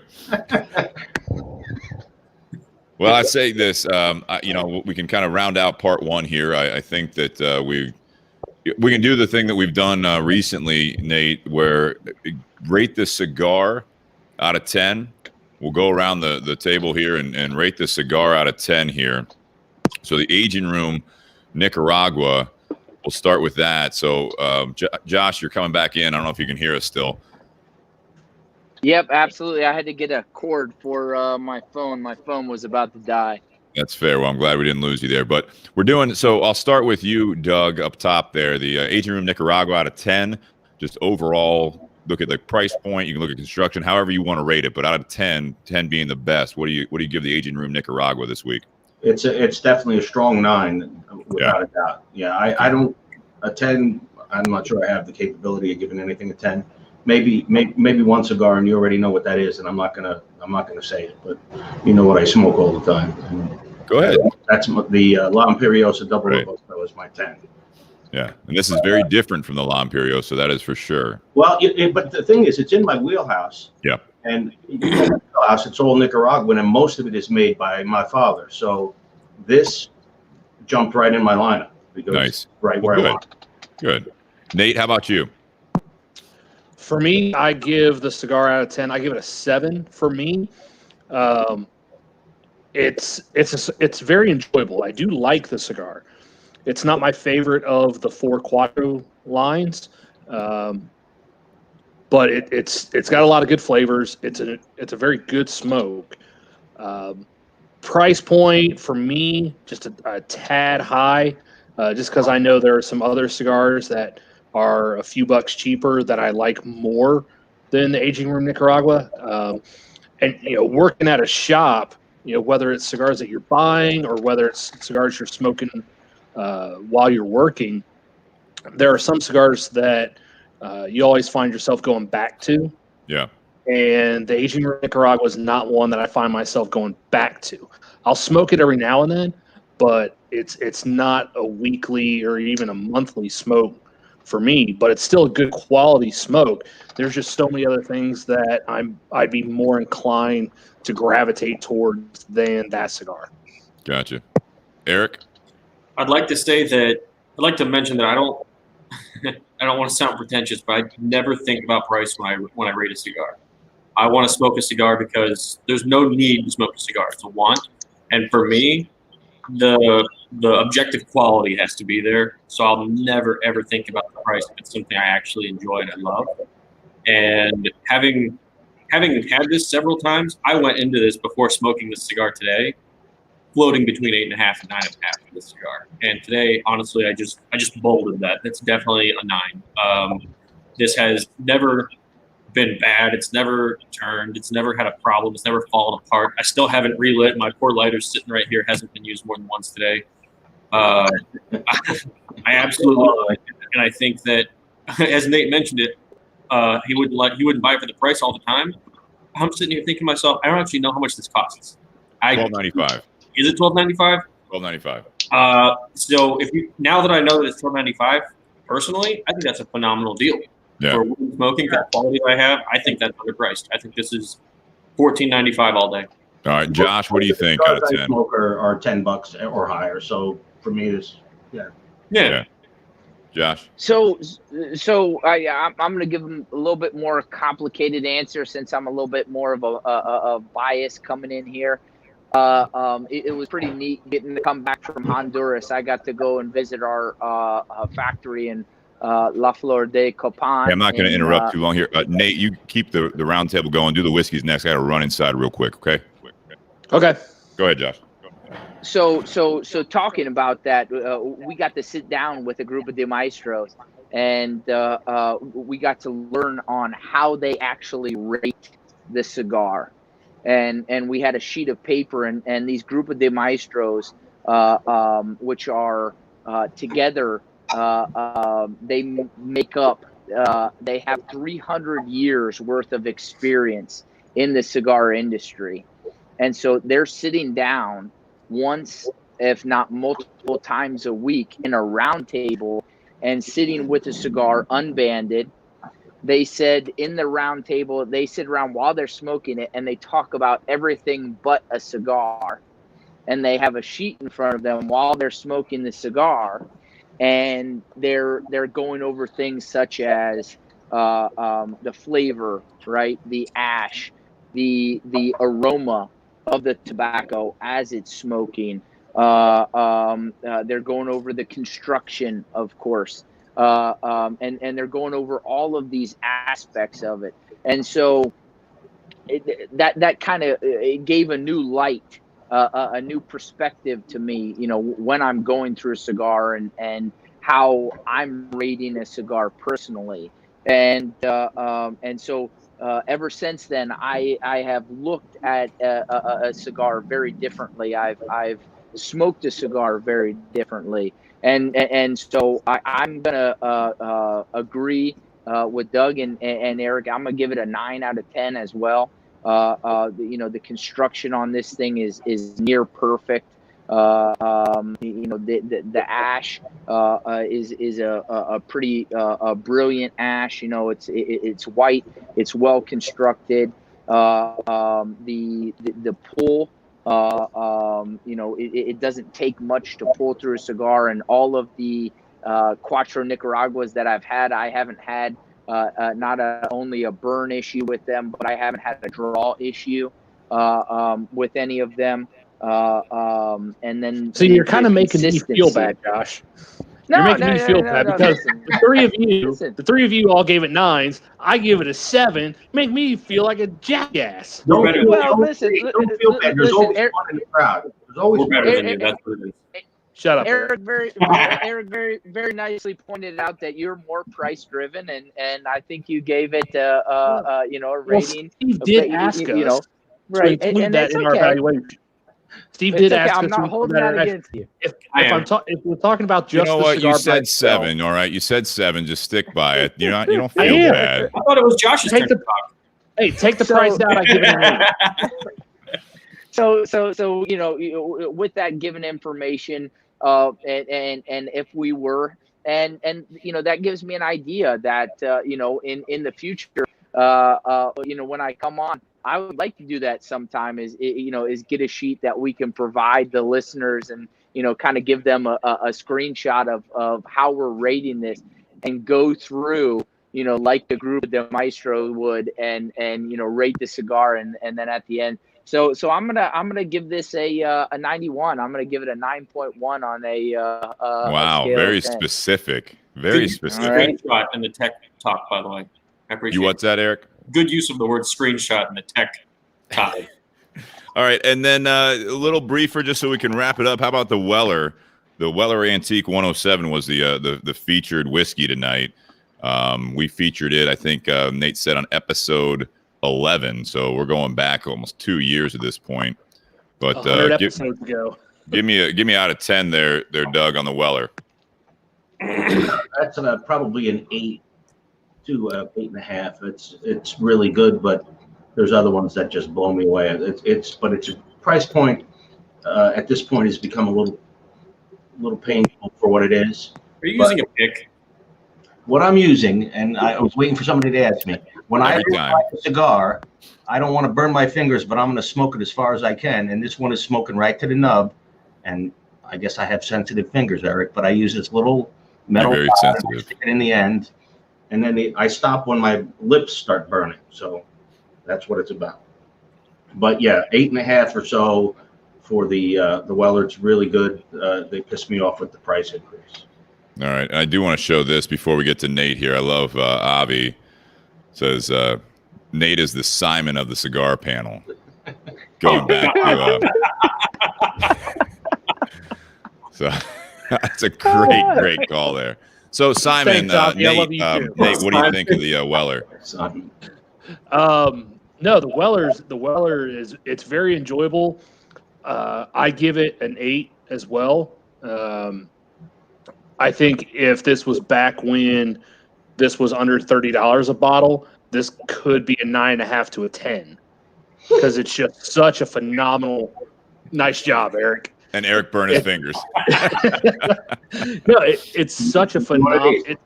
It's a great tasting whiskey.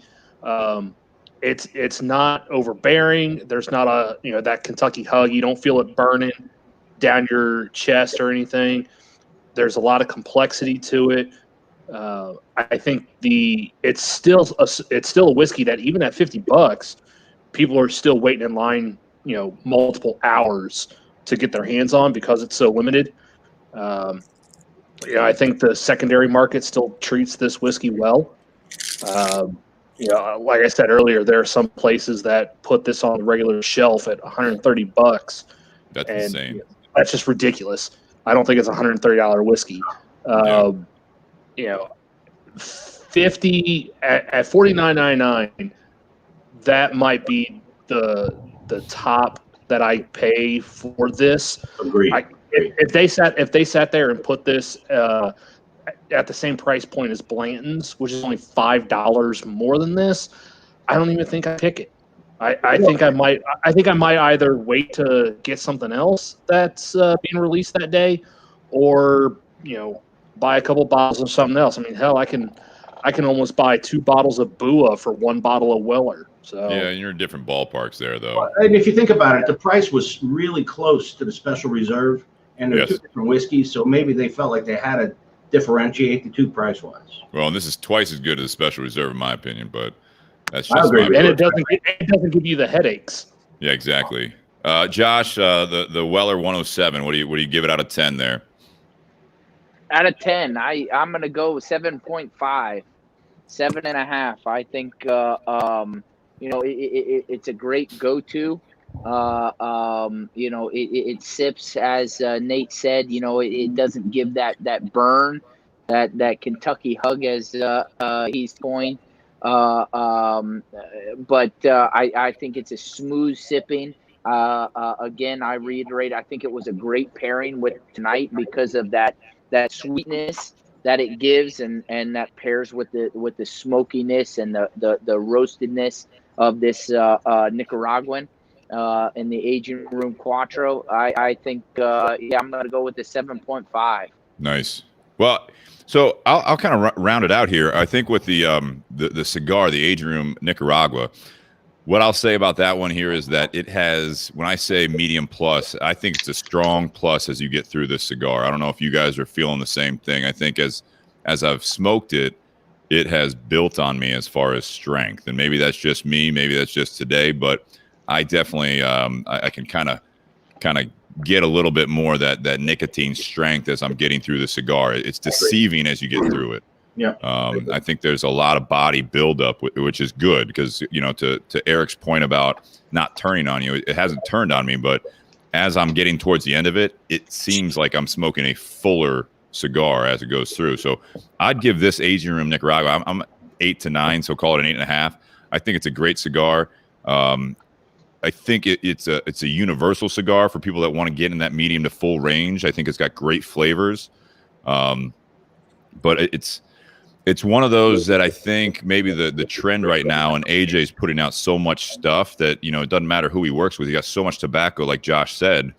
You're going to have some similarities with other cigars that are falling into it. So it's not the most, I'd say, unique cigar, which, you know, when you're talking, Doug, about your 10 out of 10, you have your favorite. I think that's probably why I kept it at that 8.5. I think it's a fantastic cigar, and it's a great seller. I would put this in the range of being able to sell it and be able to enjoy it in the same ballpark with some of the other iconic lines from Altadis. I think this is one that you're going to see that over time might smoke well up against like a Monte Cristo White, like the Romeos we were talking about. I think this is something that a lot of people would enjoy. So I think it's definitely a great cigar, but it's not necessarily the most unique cigar, which is not a bad or good thing. I mean, it's a very, I think universally, I think most people would enjoy this cigar, which is why I definitely give it a high rating. Well, construction-wise, would probably push it closer to a 9. Though, I think most people that are cigar smokers would enjoy it. This is not for the newbie. No, it's a little strong, especially towards the end. Like my point about it, it's definitely built. I think this would be one that a newbie that doesn't smoke a whole lot of cigars and doesn't have a whole, like, they don't like spicy foods a whole lot. They don't like, you know, real like stronger liquors or anything like that. I think this would put them on their ass a little bit. Towards the end of it. Hey, go ahead. Josh, since you've had this cigar far more than most of us, I'm willing to assume, in your opinion, do you feel like specifically the aging room Nicaragua will have a different draw or flavor when it comes to the different cuts available to it? I ask not only because Robert asked, but I'm notorious for only smoking straight cuts. In your opinion, is the aging room Nicaragua worth a V cut, a punch cut, anything like that? Do you have any comments on different cuts for the aging room? Yeah, absolutely. So I can't say that I'm partial to a certain cut. A lot of people, you know, that I come in contact with, oh, you know, I only do a V cut. Hey, you know, a punch cut is my go-to, and I find myself, you know, all of them. I think primarily that the straight cut on this aging room Nicaragua is going to give it the best draw.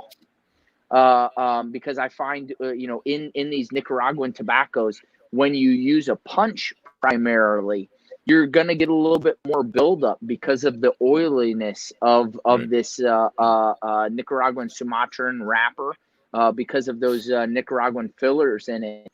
You're going to get a little bit more of a buildup, which is going to affect the draw if you're using a punch on this cigar primarily. A V cut, again, I think is preference. You know, I don't think it's going to affect it as much as it would if you use a punch, but I do think on this, I think the straight is probably going to be your best bet. Yeah, I agree. I mean, the V cut, I think this one, again, with the construction, you're going to get a lot of smoke out of a V cut. I don't know about a punch, but I think it would still smoke well, just because it is such a natural, easy, you know, draw, but firm in itself. With the Weller Antique, I was going to say this. I think the Weller Antique has fallen into the realm of, in a sense, to bring it back to it, like a Monte Cristo White. This is a whiskey that everyone talks about the price point. Everyone talked about how difficult it is to find on a regular basis when people are getting into the bourbon world. If you go back like 2 years ago, this is one that was a steal of a price. So it's under such scrutiny, and in the bourbon arena, I think it's so well known that it's hard to give it a fair rating anymore because there's so much stigma behind this bottle coming out of Buffalo Trace. I mean, at $50, I would say I'd give it a good 8 to 9 again right there, because this is for $50. If this was, again, a blind taste test, this is a very good wheated bourbon. I think this has got a lot of flavor. It's got that sweetness. It goes well with a lot of cigars. So in this realm that we're in, I think that this is one that, when you look at the comparable market, this 20, just like Eagle Rare, like Doug was saying, at $30, this bottle is ridiculous as far as the juice that's in it. I mean, I think this is a fantastic whiskey. So for $50, compared to what it was, and you talk about this whole conversation about, you know, when it was this price, when now it's at 50, or you find it at 130. I think just a blind taste test, this is a very, very good wheated bourbon that doesn't matter if it had Weller on the label, or if it's one of the new, you know, boutique or smaller brands that they're sourcing, or even if they're 4 years into it, they got their own stuff. This is one that I think you take away the label, you take away the stigma behind Weller, and how hard it is to find. I think you're gonna really enjoy this whiskey. So if you guys have not had it out there that you're listening, you have not had Antique 107. You see it on the shelf for $49.99. I would definitely say it's definite to buy it. Grab a bottle, not only because it's hard to find, but I think you owe it to yourself. If you like some wheated bourbons, but have a little bit more body and boldness behind it, I think you're going to really enjoy this bottle for $50 compared to what else is out there on the market at that $40 to $50 price point. Because that price point is your kind of, again, walking into the industry, and the unknowns that are out there right now that are popping up with, the celebrities behind it, the pretty packaging. This thing stands up to any of those new bottles, in my opinion, that are walking in at $45, $50 that I'm hesitant to even grab because I've never heard of, or it's got mixed reviews. The one thing with Weller 107, everyone seems to like it. Everyone seems to like it. So I think to be honest, Steve, I know you and I had talked about it before, because both the 107 and the Henry McKenna 10-year bottled and bond, they were both lower price points. The Henry McKenna was about 31. This one was about 27, 28. But the Henry McKenna, like, we always seem to go after that one. And then when they both hit the same price point, I remember talking to you about it, because I'd asked you at $50, which one you go into, the Henry McKenna bottled and bond or the 107. Honestly, I was surprised when I heard you say you would prefer the 107 at $50 than the Henry McKenna. They're totally different bottles. They're totally different flavors. But I prefer this. Like I said, if I'm spending $50, I like both bottles, but I think this is a little easier drinking. And Ryan Altizer had chimed in at one point and said that, the people down south would probably like the Henry McKenna because it's a little truer to what they think of when they think of bourbon. And I can see that for sure. But I don't know.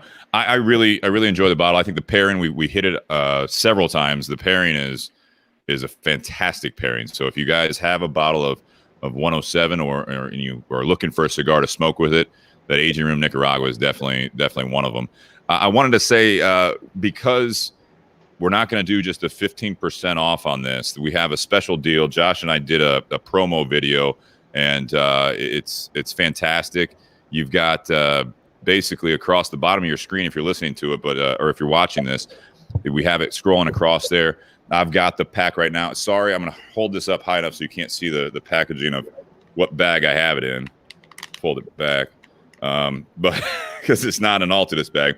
It's hard to see on here, but basically you're looking at this.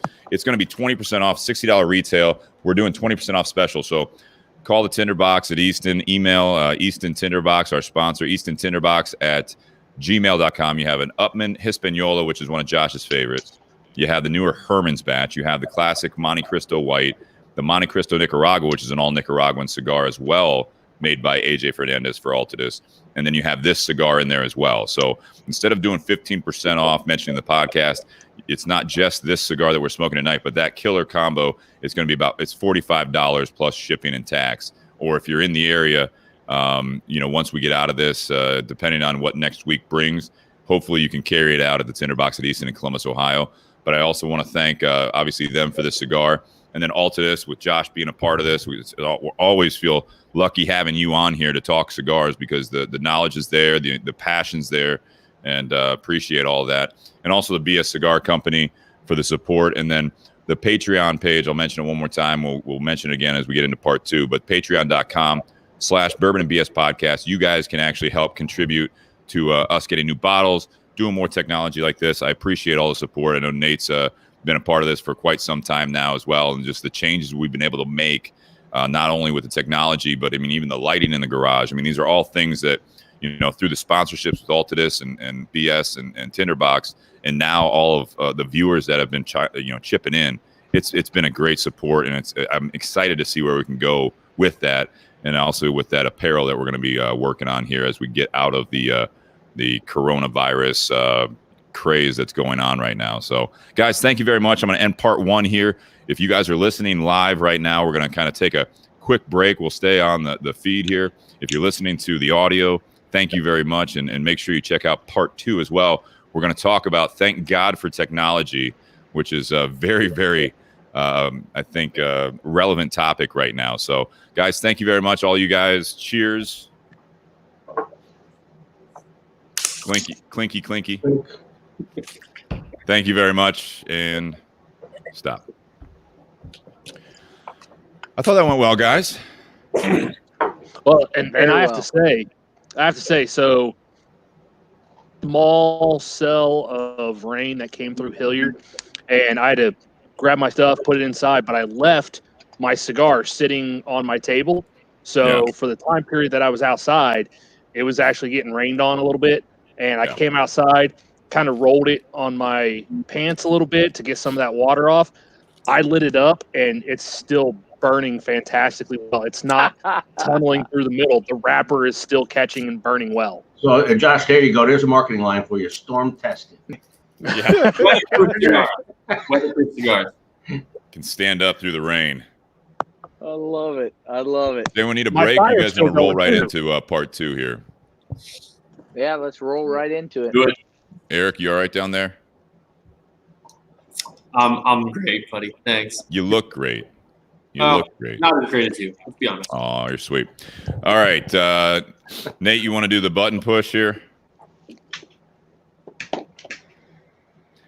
Welcome back to the Bourbon and BS podcast. This is episode 112, part 2. We just enjoyed the Aging Room Nicaragua as well as the Weller Antique 107 in part 1. So if you guys have not listened to that episode 112 part 1, definitely check it out. We are going to be lighting up, most of us are going to be lighting up a Trinidad Espiritu, which is from our sponsor, Altadis USA. So we'll mention our sponsors here. Tinderbox at Easton, we appreciate the support, appreciate that Aging Room Nicaragua, and then also Altadis USA for the sponsorship as well as the cigars. For the weekly second cigar this week is going to be the Trinidad Espiritu, which is by AJ Fernandez, working with them as well, and we can talk about that a little bit here if we want to. But this cigar is definitely been a hot seller since it came out. Packaging's fantastic, and then also the flavor profile is very, very nice. And I'd say medium bodied. How about you, Josh? Is that medium bodied, you think? Medium, yeah. Medium plus. Yeah. So fantastic cigar. Also BS Cigar Company for the support, and then also the Patreon page, patreon.com/Bourbon and BS podcast. This is a way you guys can contribute to the podcast and help it growing.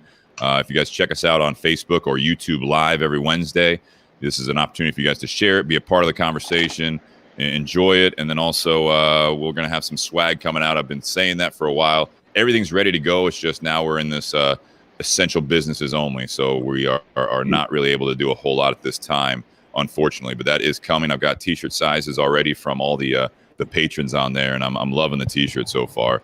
So thank you guys very much. For those listening on audio and you're on part 2, we still got Doug Rufalo in the remote garage right now. We got Nate Hale, Eric Goldhaber, and then also Josh Bentley. And we're going to be talking about thank God for technology. And we've got... Hold on a minute. Hold on. Remote garage. Yeah, that's what we're in. Steve's garage. Remote. Oh, your garage. I was saying, I'm not in my garage. No, but I mean, you got behind me. You still got the logos. Right. You are virtually in the virtual Bourbon and BS podcast studio, otherwise known as Steve's garage. The e-hangout 21st century millennial experience. That's it. We are doing this remotely, obviously, because of what's going on, and that's kind of what we decided on the topic. We've got a couple guys on the podcast that are by profession there in the technology world, and I think that's one of the things that Doug and I were talking about when we first kind of talked about doing this topic tonight, and we wanted to get Eric Goldhaber in as well, being a cigar enthusiast as well, but also in the technology world. And then you got Nate, I know is tech savvy, as is Josh, and I'm pretty tech savvy to a point, but I you guys can nerd out as all that's what they kept saying. They're warning me that they might nerd out on me, but this day and age, we've gotten to a point where I think, they're going to nerd out. But this day and age, it's so important. I kind of framed this conversation where there are people that aren't on social media. There's people that take technology for granted or think that we're too reliant. I mean, we've had the tech conversation, I think, before. It's an interesting time right now because there was someone that is who was Sam Lucia, who's in the cigar industry. He posted a thing on his Facebook page, something about he needs some social distancing from video chat or whatever. I mean, at this point, because everyone's using this technology that has been building up and building up. I mean, the fact that we can do all the things that we're doing on this feed live and doing, you know, the podcast thing that now is such a huge trend. This wouldn't be possible going into this crisis that the world is having, and we would not be able to stay in touch with people. It would feel a lot more alone if you're doing a stay at home if it weren't for all the background stuff that has been just surging for the last couple decades, I'd say. You know, and obviously before that, probably the last 3 decades for sure. But the last 2 and the last decade from 2010, 2020, so much has happened as far as, you know, video chats just being on your phone in your pocket. I mean, this is stuff when I was a kid, this is stuff that, you know, they talked about in the future you'd be able to do. And it seemed so cool at the time. And now I think people just take it so much for granted that now everyone's coming back around when they're kind of in their homes and not able to go out, and they're not able to. It used to be you'd have to like wait till a certain time to call someone long distance so that you wouldn't spend as much money. You know, like you always had to pay for it. And then I remember it was like you had calling cards that were a good deal. Then it was like, okay, now we can call from the landline, but I got to wait till after 7 p.m. or 9 p.m. my time. So it's like, you know, we moved here from Chicago, and I remember like my mom would always want to call back to, you know, my grandma and her sister, you know, my aunt and all this stuff. And it was always, you had to wait. As soon as that clock hit a certain time, it's like, now we can call, but we have to call because they're an hour behind us. So if they call us, it's going to charge them. But if we call them, and now you can just get on any device in your house and you can order something on Alexa or Siri. You can get a bunch of people on to have a remote smoke. There's no long distance anymore. There's just no such thing. There's no such thing. There's no such thing. Well, so, and I remember years ago when I was growing up, Steve, Doug, you guys might remember it too. The like 10-10-220 or 10-10-321, like you dialed that before you dial the number you wanted to, so that way you get a lower rate than whatever your landline phone provider was charging for long distance. Yeah. Like I remember that stuff too. Yeah. But then my wife, where she grew up, when she was a kid, if they wanted to dial a number local, they just had to dial the last 4 digits. You guys remember Bob, We Oughta Baby Eats the Boy? Yes, I do. Yes. Nope, sorry. Yeah, who was that, honey? Oh, it was Bob. They had a baby. It's a boy. It's a boy. So, I mean, having you guys on, I mean, so obviously there's pros and cons to this technology, and I think this is what I want to get out of this conversation is obviously what have we done to get to this point? Someone said, Bobby Crow said, without the technology, I don't think the COVID would have spread this quickly. Not sure exactly. That might be just the fact that we can go to and from wherever and obviously fly all over the world. I'm not sure exactly. Thank the FAA for that one. Yeah. But I think that, you know, this technology has the. You've got some pros and cons. Obviously, you get news alerts, you get sports alerts, you get everything else at your fingertips. You're able to watch everything on every device. You're able to talk to people in so many different formats. Not getting sports alerts now. What's that? Not getting any sports alerts now. No, I'm still getting ESPN alerts, and they're all very, very boring. They're trying. They're trying. I'm worried about Raider Eddie. Like I don't know how he's surviving without being able to, you know, watch sports and get on sports. Like, I bet his posture's gotten a lot better because he's not constantly staring at his phone. For those of you that are listening that don't know Raider Eddie, he's a regular at the cigar shop, and I think every cigar shop has him. But he's very much into sports wagers. I don't know how to say this, but he's very much into. That's perfect.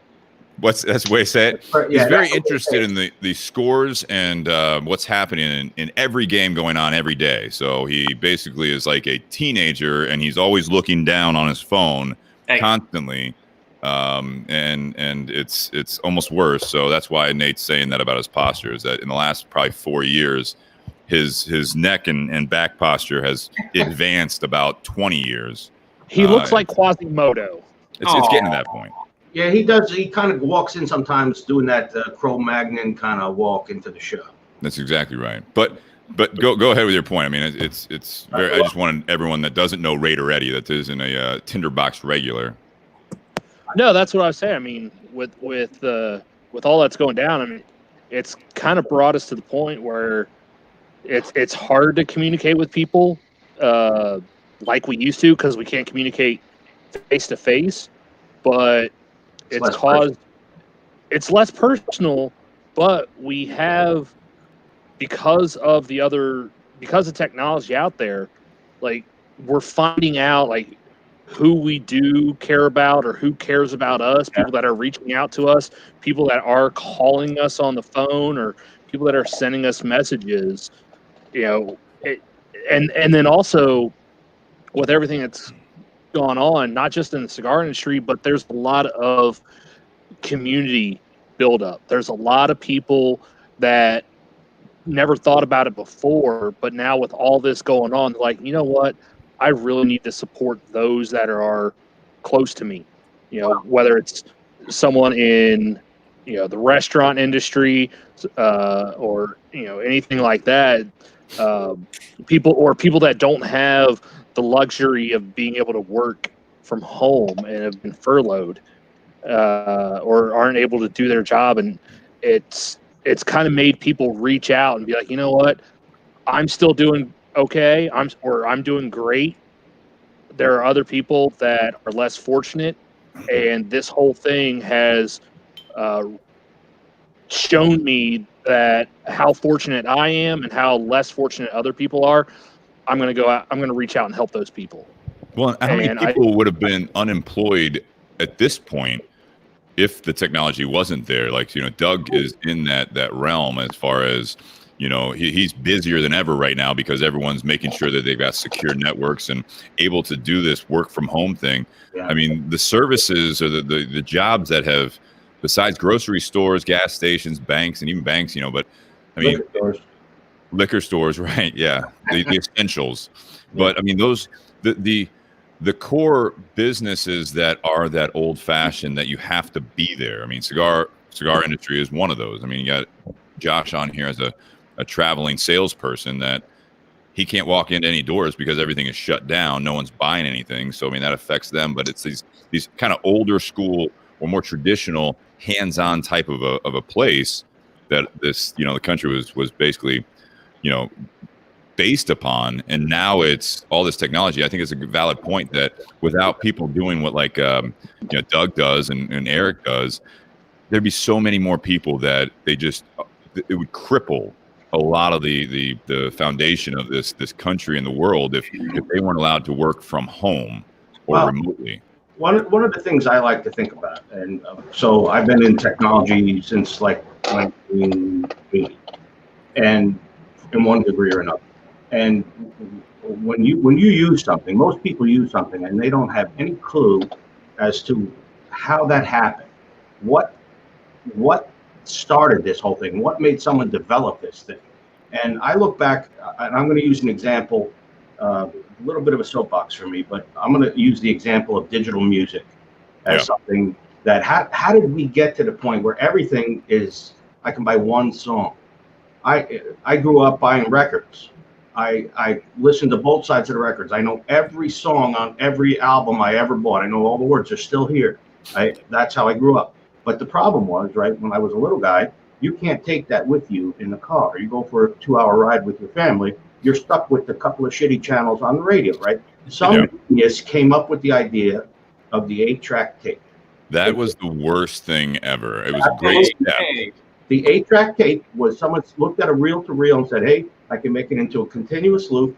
We can put everything on this thing, this shitty little tape deck, stick it in your car, hook it up to your speakers, and then the 8-track tape turned into cassettes. Right. Then everybody started buying, because somebody said, hey, I can take this cassette thing, sell blanks, and people can record their records into it, and then they don't, because then they can have everything, they don't have to rebuy everything. And it was like a snowball down the hill, right? And then now, Laserdisc came out. Yeah, CDs and all of this stuff. It turned into this thing. That's right, Laserdisc. I said it. Really? That's right. Laserdiscs. I remember my family having them. I never had one. We couldn't afford for like 6 months, and then they stopped supporting them. Yeah, they were like a record that was like, you look at it, I tried to put it on a record player, nothing happened. Yeah. No, I get what you're saying. I mean, you're right. It all builds on itself, right? I mean, like there's the ideas of why that happens. I mean, my first car had an 8-track player, and obviously I'm a child of the 80s, so I had already experienced the, cassette tapes before CDs even. That was even better, right? Because then you could just skip right to where you want to go, start a track. Kind of like the idea of the record player came back in a form of an optic laser, right? I mean, it had to pick that spot where you're going to put your needle. 8-tracks, the only reason I didn't care for 8-tracks is because it was like a crapshoot, man. It's like, all right, go to the next one. And so if you didn't want to listen to the whole thing, you're trying to go to a song. It was a disaster. Clunk. Yeah, clunk. And you're like, no, not that song. And you're like, all right, I gotta wait. And then you hit the next track. You had like 3 songs per track or whatever. I had a quadraphonic stereo in the 1979 Lincoln Town Car that my dad actually bought off the showroom floor in 1978. It was 4 speakers, better than stereo. Yeah. Apparently, it didn't catch on all that well because, again, it was a quadraphonic, and like then you only had like 2 tracks because it was using 4 at a time for the 8-track player. But amazing sound on Lawrence Welk and the big band. Well, I had listened to my parents with shitty 8-tracks, all the Elvis stuff that my mother loved. But anyway, yeah. But the thing is, it was somebody trying to solve a problem, right? Because you couldn't bring a record player in your car. Good point. It's a very good point. And that's the same thing with all of what we're dealing with now. You think about what we're doing here, or the video chats, right?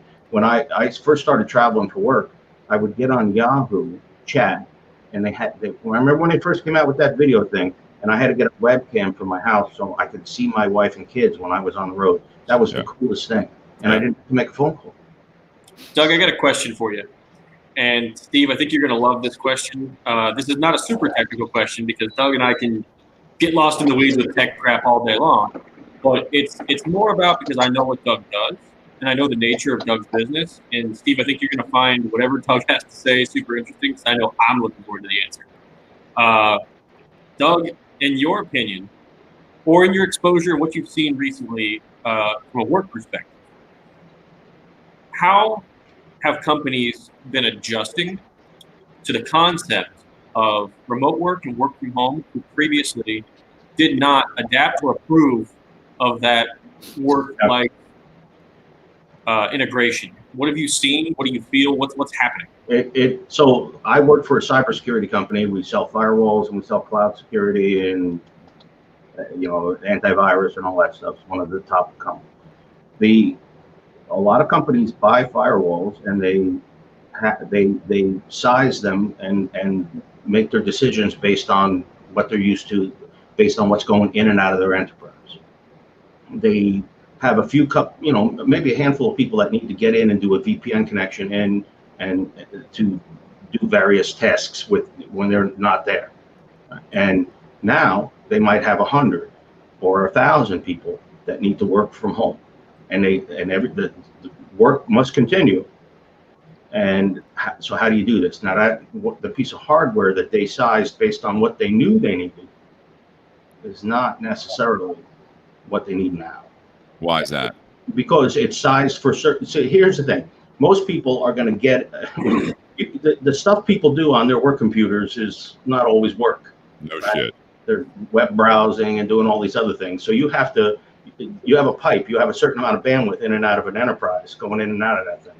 And you have to control the amount of traffic flow based on the size of the capacity of that firewall. And so how do you handle that? Well, you either have to clamp down on what people can do and only allow them to do certain things, or resize, or come up with another solution, which we have answers to that, but it requires them to buy more things. But what we're doing from a company standpoint is enabling them to do the remote stuff, whether they buy anything or not. We'll give them like a 90-day license to do remote access while they figure out what direction they want to move into based on new products or additional hardware or whatever. We're not like, oh, great, now we can make a bunch more money off our customers. It's not what we're doing. We want to help them. What are they fighting you about? What's that? What are they fighting you about? Your customers, the people that are in technology?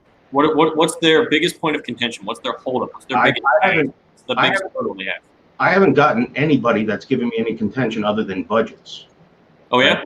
Because I work in the public sector, so I'm dealing with K through 12. I'm dealing with small municipalities. I'm dealing with people that have limited budgets. enterprises, larger commercial accounts have more money, typically. But at this point, it has to happen. So I mean, this is Right. a dream, if you will. I'm not making light of what's going on in the world, but this is an absolute dream for when you're in sales. This is, it's kind of like buying a car. Like if you don't need to sell your car, you go on a lot. You can walk away. You still have a car and all that stuff. But if that salesperson knows that you need a car today, they're selling you a car most likely. Right. I mean, it's just, you need it. So my company has a very strong ethic about how we treat our customers. And we will not, one thing we don't do is walk into a customer and go, you could get ransomware tomorrow. You need to buy this. We won't do that. We're going to. No, I'm not comparing you to a car salesman. No. And I get it. What I'm saying, I'm just explaining to you. My company approaches the customer with what I want to know is where you need help and how I can help you. And we're not going to lessen the amount we discount our pricing based on this crazy situation so we can make more money off it. It's not going to happen. Right. In fact, we'll probably give you a better discount because we want you to be successful. You're successful now. You're going to be a long-term customer. We're going to have a great relationship. Well, I think that you're going to find with what you're talking about, Eric, I think that some of these companies that I know a handful of friends and family that they're working remotely, you might see a downtick at some point, or at least a cycle where some of these commercial buildings, they're going to start realizing that they can be as effective, at least for now. And they already spent the money with companies like Doug, where he works. They're already spending the money. They're like, okay, so we were kind of forced in this situation, but now we're at a point where it hasn't been all that bad. I don't necessarily need the actual bodies in this building, in the cubicles. They're already set up from home. Now we've opened up the simple term. I'm going to say this, but like we've opened up the bandwidth or the capability of being able to process the data, have all these people running through the servers that I know, Eric, you build and you monitor and all that stuff. It's like you spent the money and they're like, you know what, this isn't half bad. Now I can have more of my staff working from home. I can manage them remotely, but I don't need to pay rent or have this building where everyone has to report in every day just to get on the phone or just to get on their computer. That's a great point. There's one problem that employers deal with. Not everybody has the ability to work from home and be, very proficient or productive. There's too many distractions at home, and sometimes that impacts you. So if you work from 8 to 5, and that's your window, and that's the only hours you work, and you're at home, and the kids are running around the house, or there's all these other things going on, or you just can't concentrate because you're home and there's other things you can do, it becomes a productivity problem for a lot of them. So I don't know that you're going to see offices go away. You might get a shift. Smaller. I think back at some point. I think offices are going to get smaller. I think that's, I guess, what I'm saying. It won't be a full shift over there, and you might even see a wave over the next 10, 15 years where after all this happened, obviously there's a lot of jobs you can't do remotely. We're finding that out really quickly in this situation. But the ones that you can do, you might look at it, and then you're going to see the middle management or even a little bit higher up management being like, look, I can't manage my team remotely all the time. We need to get back. But I think you might see a little bit of a delay where people are like, we're going to give you the option now where they weren't doing it before to work from home, and then we'll go from there. They're not going to get out of those buildings. I'm not saying that, but I think that's a good point, Eric. I think that's more accurate, that you're going to see some office buildings getting a little bit smaller. They're not going to build these massive complexes to just have cubicle row after row after row. You're going to say, all right, we're going to have a different ratio of people working from home and see if they can be productive, like to your point, Doug. A certain amount of our meetings are better in person. Yeah. I mean, and for me, I want to be in front of the customer.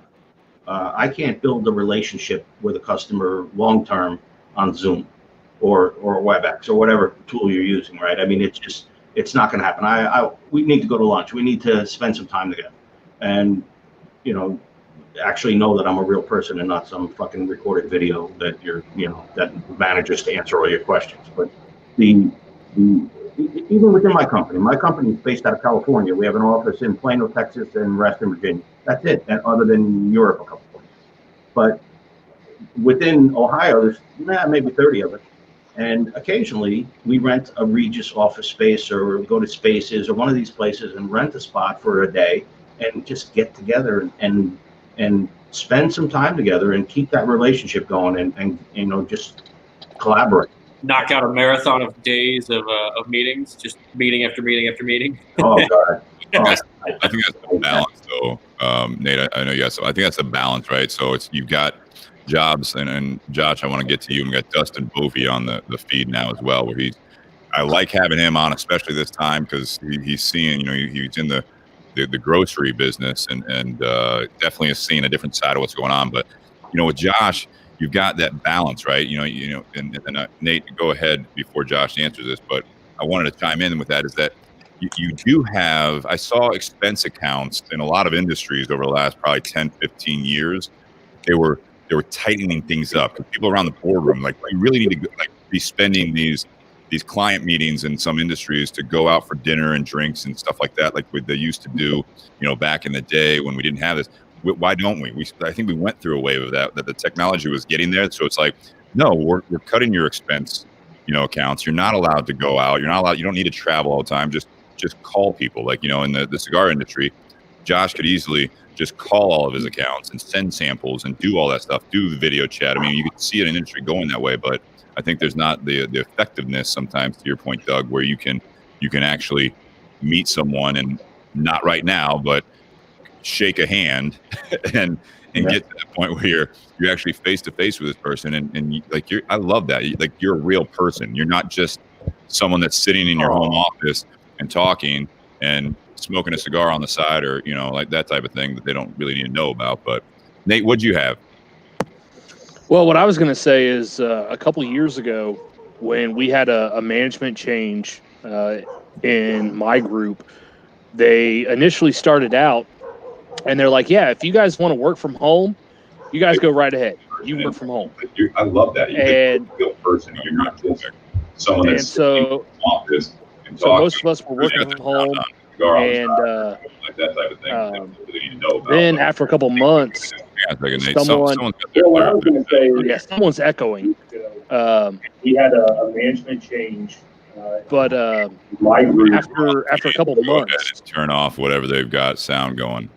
Sorry, I didn't realize it was going to stream. That's good. All right, go ahead, Nate. Yeah. So after a couple months of my team working from home, one of the senior VPs had walked around and they saw all of our desks were empty. And, my office, we actually rent an entire floor right across from Nationwide Arena. And they were like, well, wait a minute, we're paying money for this entire floor. Mm-hmm. Why aren't these people here?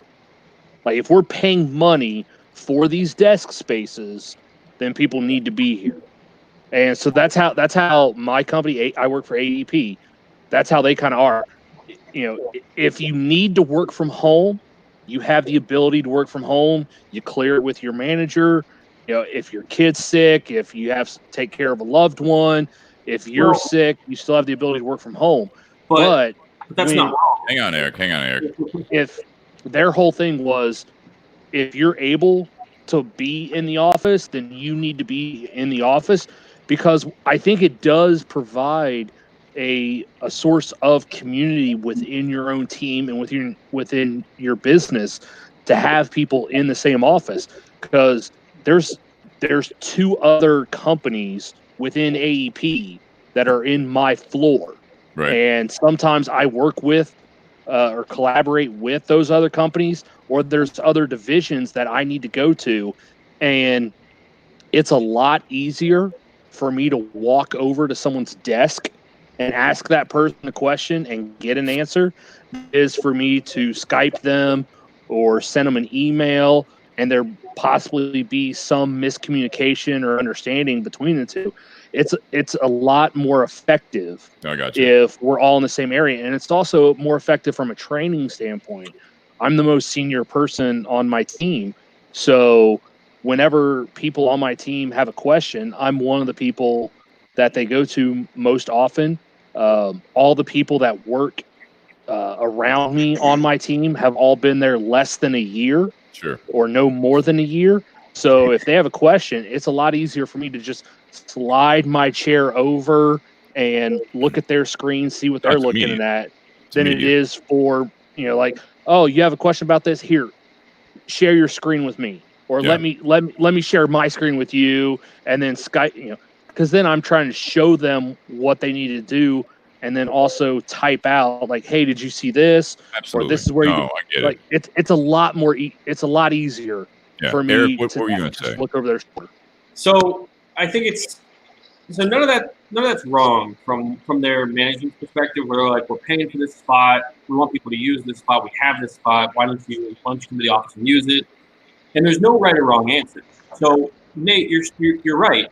It is easier for you to just roll your chair across the aisle and ask for Bob's help on something for a couple seconds than it is for you to type out an entire message, wait for his response, type out your next thing while you're in the middle of a problem. But I think that's only one piece of this. I think that the source of what I want to say comes down to ability, the word ability, because you said ability. Ability, the workforce's ability to do what you're asking of your workforce. And I'm not sure that level of transparency actually exists yet. I think that the managers of businesses know how to manage business. I think that the workforce in the business knows how to be the workforce. And I'm not so sure that both sides actually see the other side's agenda, nor do I think that the transparency is there intentionally often, because there isn't necessarily a benefit to that for cross-departmental education. Now, I'm not trying to say that less communication is better. That's bullshit. But what I am saying is, I think that until recently, there has been a lot of hesitation to allow an employee to do their job due to things like trust, your ability to look over their shoulder and see what they're doing, your ability to see when somebody's going to be in, the physical presence of there's 3 people in that office, so I know that the law office has somebody in today that I can get a question answered for. That's not something I want to argue. But the fact remains that data transmission knows no boundaries. There's no determinate medium that is required for information to be transferred. And I think that there's a lot of old school managerial mentality that says, this is the way things have been done. This is the way things are going to be done. And I don't think that their willingness to open up their mind to that is necessarily wrong. Now, we're seeing it work right now. Doug sees it every single day. He sees that people can do their jobs 12 dozen different ways and be successful so long as there's a drive and there's a responsible person behind the wheel of the car willing to actually do it. It's culture. But at the same time, how do you instill that confidence in your workforce without having done it before? They've never done it before. It's not a tested method. It is tested metaphorically. It's out there. People do it. But every industry is different. What Josh does his job in person, over the phone, over email. Yeah. He does it every different way. And there's so many ways to succeed at what Josh does. And there's no right or wrong way, because Josh finds he's the brain. They trust him to be the brain, to look at the circumstance and to make whatever needs to be made happen. I don't think that there's a vetting process yet for people to actually say, I have this many years of being autonomous, being independent, problem solving, being shown that my depth of analysis and thought has been tested, because I've got 8 years of experience punching numbers into this computer, doing whatever it is that I do. But I have 8 years in person while somebody's looking over my shoulder proving that. But it's the exact opposite when you look at people like Josh. Josh has however many years of experience doing his own thing and making things work. So until we start implementing some sort of practice or test of trust in how much thought you're trusting your employee to have, we're not going to see a quick adoption of externalized workforce, remote workforce, home workforce. I don't think we're going to see that until, unfortunately, something like this happens. I think that was my point. Is I think this is when it's forced us into that. But I mean, bringing Josh into this conversation, I think that it is. I mean, the thing that I think a lot of times, and I'm not saying Well, I'm not saying anything negative. I don't think it's a negative thing. I think that there's a reason that you have the tech guys, you have the IT guys in a company, but a lot of times, even the higher, what's the CEO version? What's the CIO, CTO. CIO? You have those people, but I mean, it's like it's a part of the process because it always comes back.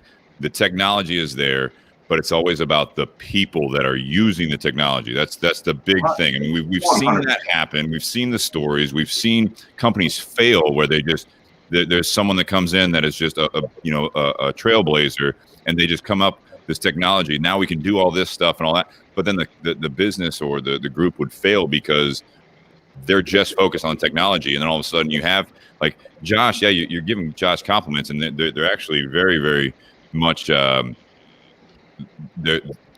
well deserved because he is someone, but he knows people in the industry. I know people in the cigar industry that this is a very old school mentality. Technology has helped him be able to be on the road and also then be face to face.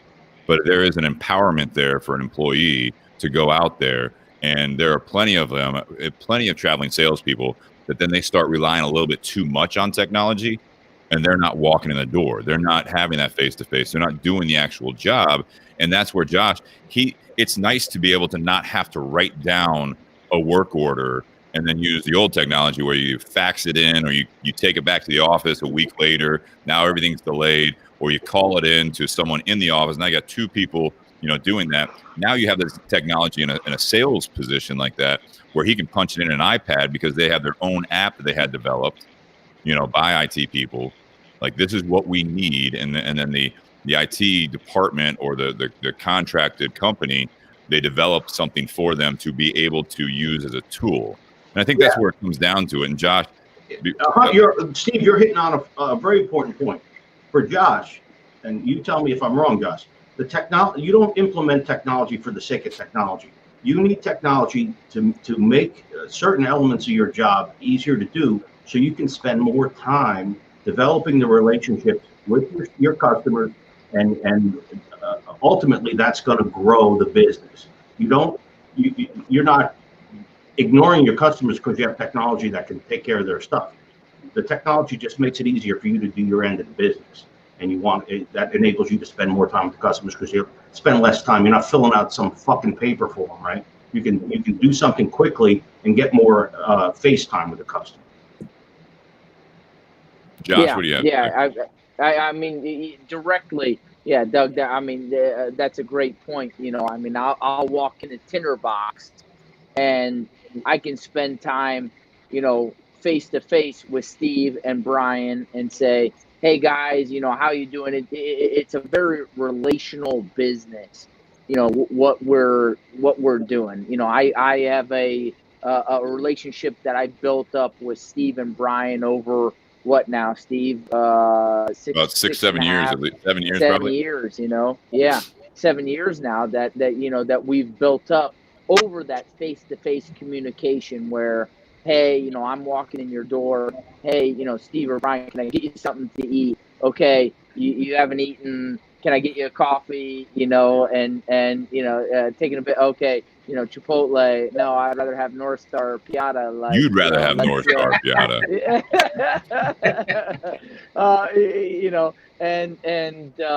But that face-to-face communication, and then going to Doug's point, it makes it a lot easier. The technology does, because I'm not sitting there. Okay, Brian, what did you say you wanted? You wanted this. No, he just texts me, and then afterwards, I'm inputting it in my iPad, or I'm not sitting in there coming in with a pamphlet of papers saying, hey, Steve, look at this, look through this sheet, and taking a bunch of time. But I can email them before I come in and say, hey, go back to your email, see what I emailed you, and then come back later. But when I'm in front of you, we're talking relationally, and that makes it a lot easier. There's so many different aspects to what we're talking about in technology, and the topic for tonight. The technology for where we're at right now this particular situation, which I don't think anybody saw coming, and very little companies were prepared for, truthfully, to take on and to have. And I complimented Steve last night that, I think he is on the forefront of this with the technology that we're all on tonight, guys.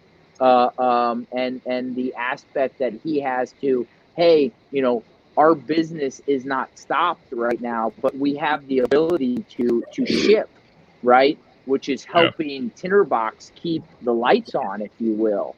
Well, we haven't turned the lights on in the last week and a half, but I know what you mean. Well, we'll be able to turn them back on eventually. Yeah. But this technology has afforded us to do things like this, and then to take it a step further, to Steve, to promote the deals, to do what we did yesterday was shoot a very quick promo video. But then for me, the ability to get on and to do this with you guys, where I don't know how many of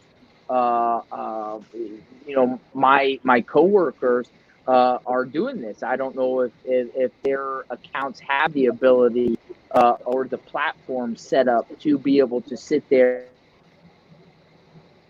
Oh, we lost him in the point. Josh, we lost you in that point here. You froze for a second, man. You froze. back. You're back. Did I freeze? You froze.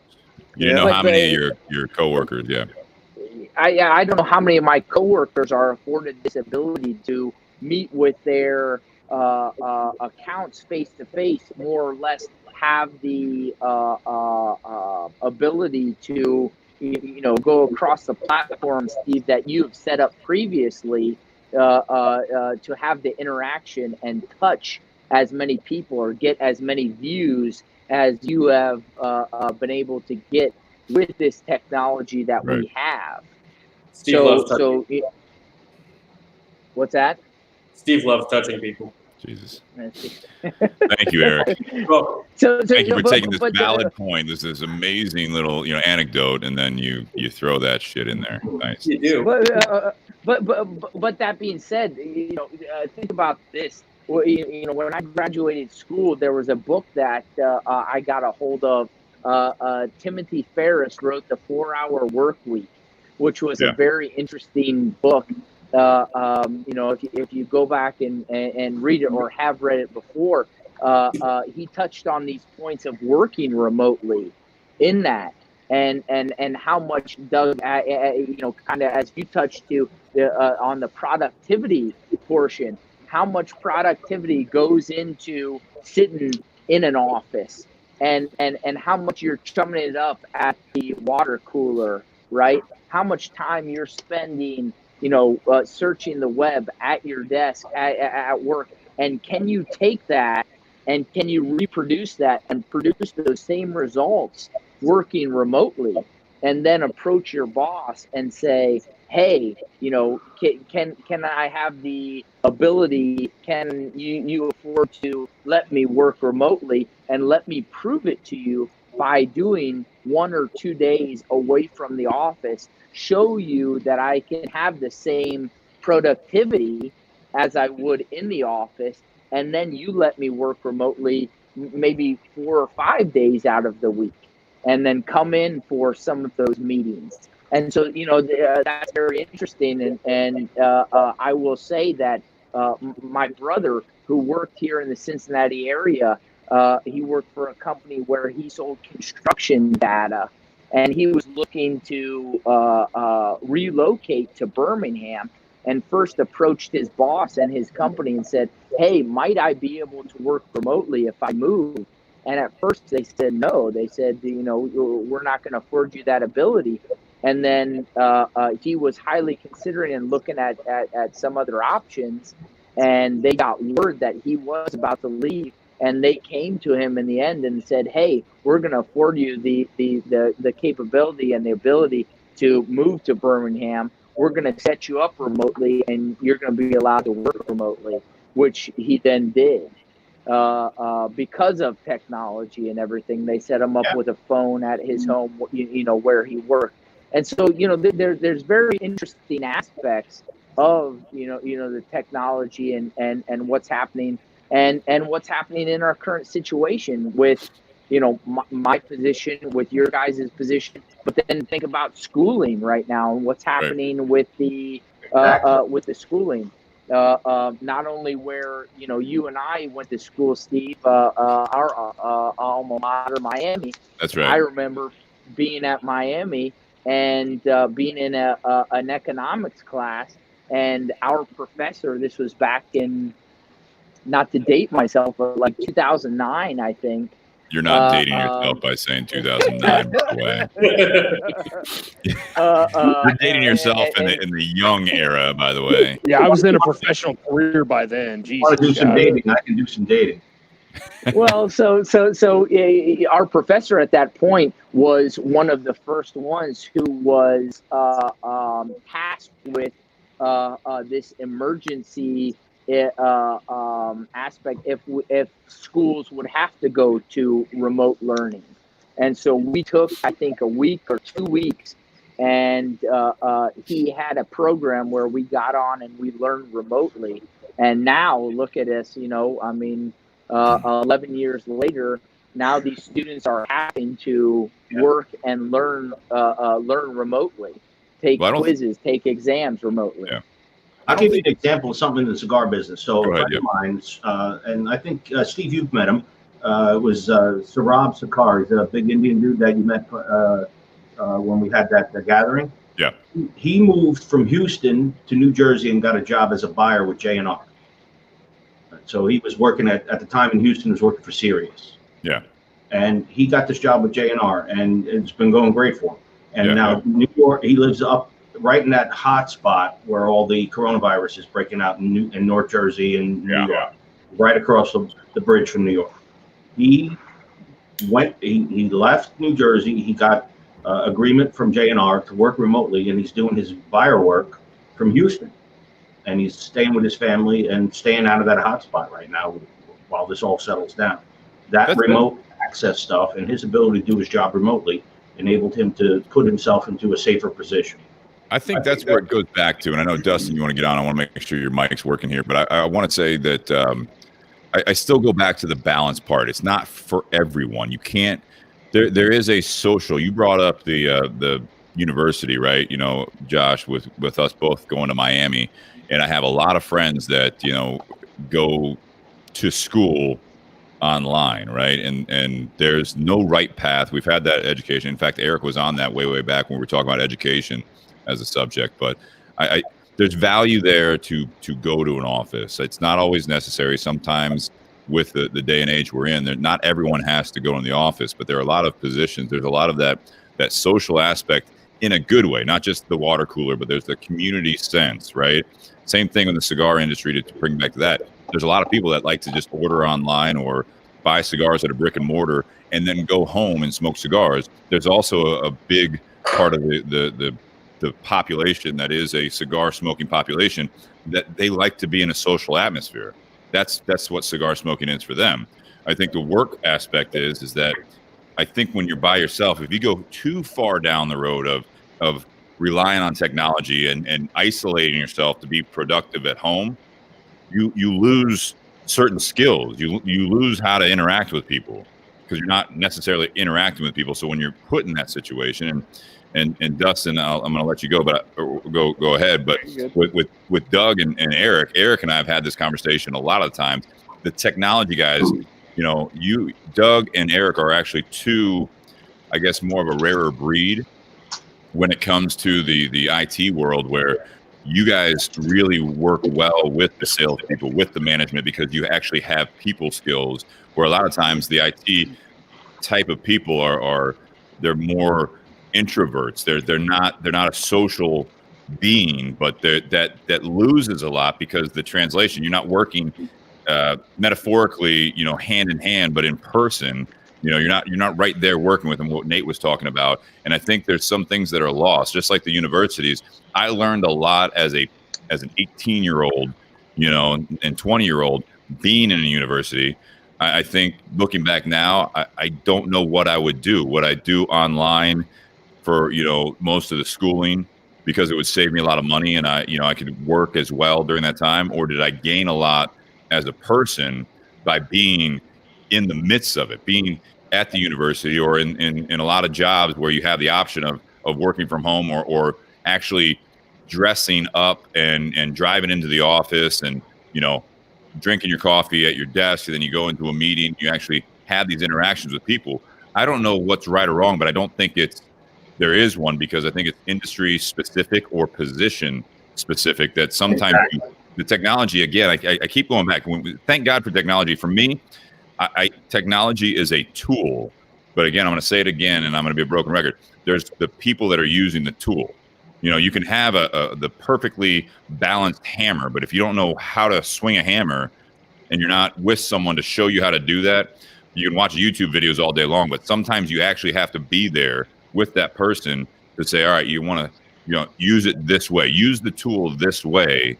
But sometimes that involves a personal interaction, I think, with utilizing the tools and it's for the task at hand. Dustin, you've ever gone to an axe throwing place? What was that, Doug? You ever go to one of those axe throwing places where everybody gets together and throws the axes at the target? I haven't been. Have that fucking axe in their hand. A lot of them shouldn't, because you're drinking, by the way. Well, and that's the crazy thing about it. You drink first and then you throw the axe. But honestly, some people are good at throwing the axe, and other people shouldn't have the axe. That's true. Very true. Go ahead, Dustin. Yeah. Is this thing working? Yeah, I can hear you. All right, sweet.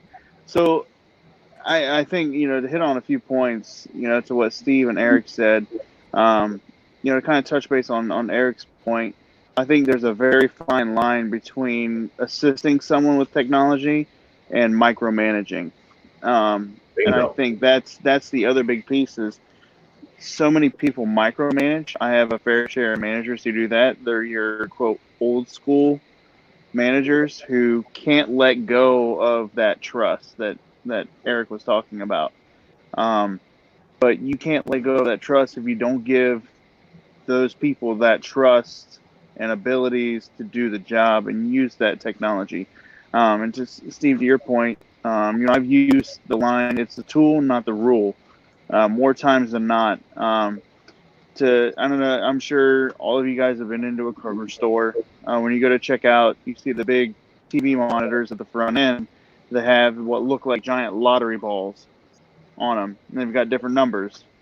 That's called Q-Vision. Kroger is the only retailer that has that. It's from a company out of Europe.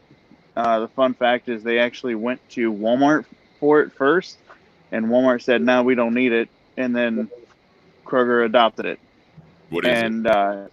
So if you look closely throughout the store, especially right as you walk in the door, and you look up, there's what looks like smoke detectors throughout the store, and you'll see a lot of them at the front end where the registers are, but they're actually infrared signatures that send a beam down that actually count people through body heat. So they'll count the number of people that come into the store and where they're at throughout the store, and it will predict how many registers that you'll need open, and at right this point, it'll give and you then 30 minutes from now. Wow. So when that first rolled out, a lot of the front end teams were utilizing that as, oh, I need this many registers open now, and that's it. When in reality, it's the tool to help you make those adjustments. At the end of the day, you still have to use your own personal ability to stand out front and gauge how many customers are there, and maybe you need an extra register than what it actually says, because just like a lot of things, not everything runs at 100% accuracy. That But makes sense. again, it's the tool, not the rule. And I think with technology, the work from home, I've looked at jobs where, they had that aspect just to, give myself a little bit more home life balance. But at the end of the day, you still have to have that time to do work. And for me, I'm the kind of person that needs that personal interaction with people. And I think you can tend to lose that at points if you have a job that's strictly remotely. But the video chat allows some of that to come about, because you can only read someone so much through text or through emails or through words. When you actually have a face-to-face interaction with someone, then you can actually read their body language, because that's where the vast majority of the conversation comes from, is through body language. It's not Dustin, through the words. You make a great point. The written word is a horrible way to communicate, because what you type and what you mean or how you come off are not the same thing. Yeah, exactly. And so, I may, send, Doug a message, and he may read it one way, but I meant it in a completely different manner. And now all of a sudden, we're at a feud because he took what I said in a completely different manner. Right. When if him and I were having a conversation face to face, it would have been a completely different story. So I've gotten in trouble so many times at work because of that.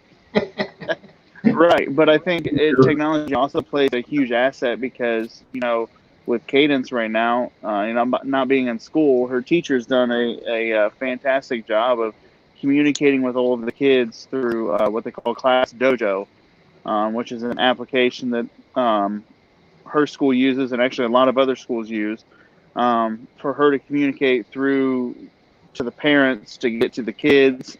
And so she's been posting videos of reading stories, and she'll get on there and she'll pause and ask questions and things like that. And, Kathy will post pictures and homework assignments for Cadence. And it's a different manner for them to get things done. And while it's not exactly the classroom experience, I think that also plays a role in the parents of still giving them that classroom atmosphere, whereas you get up in the morning, you get your breakfast.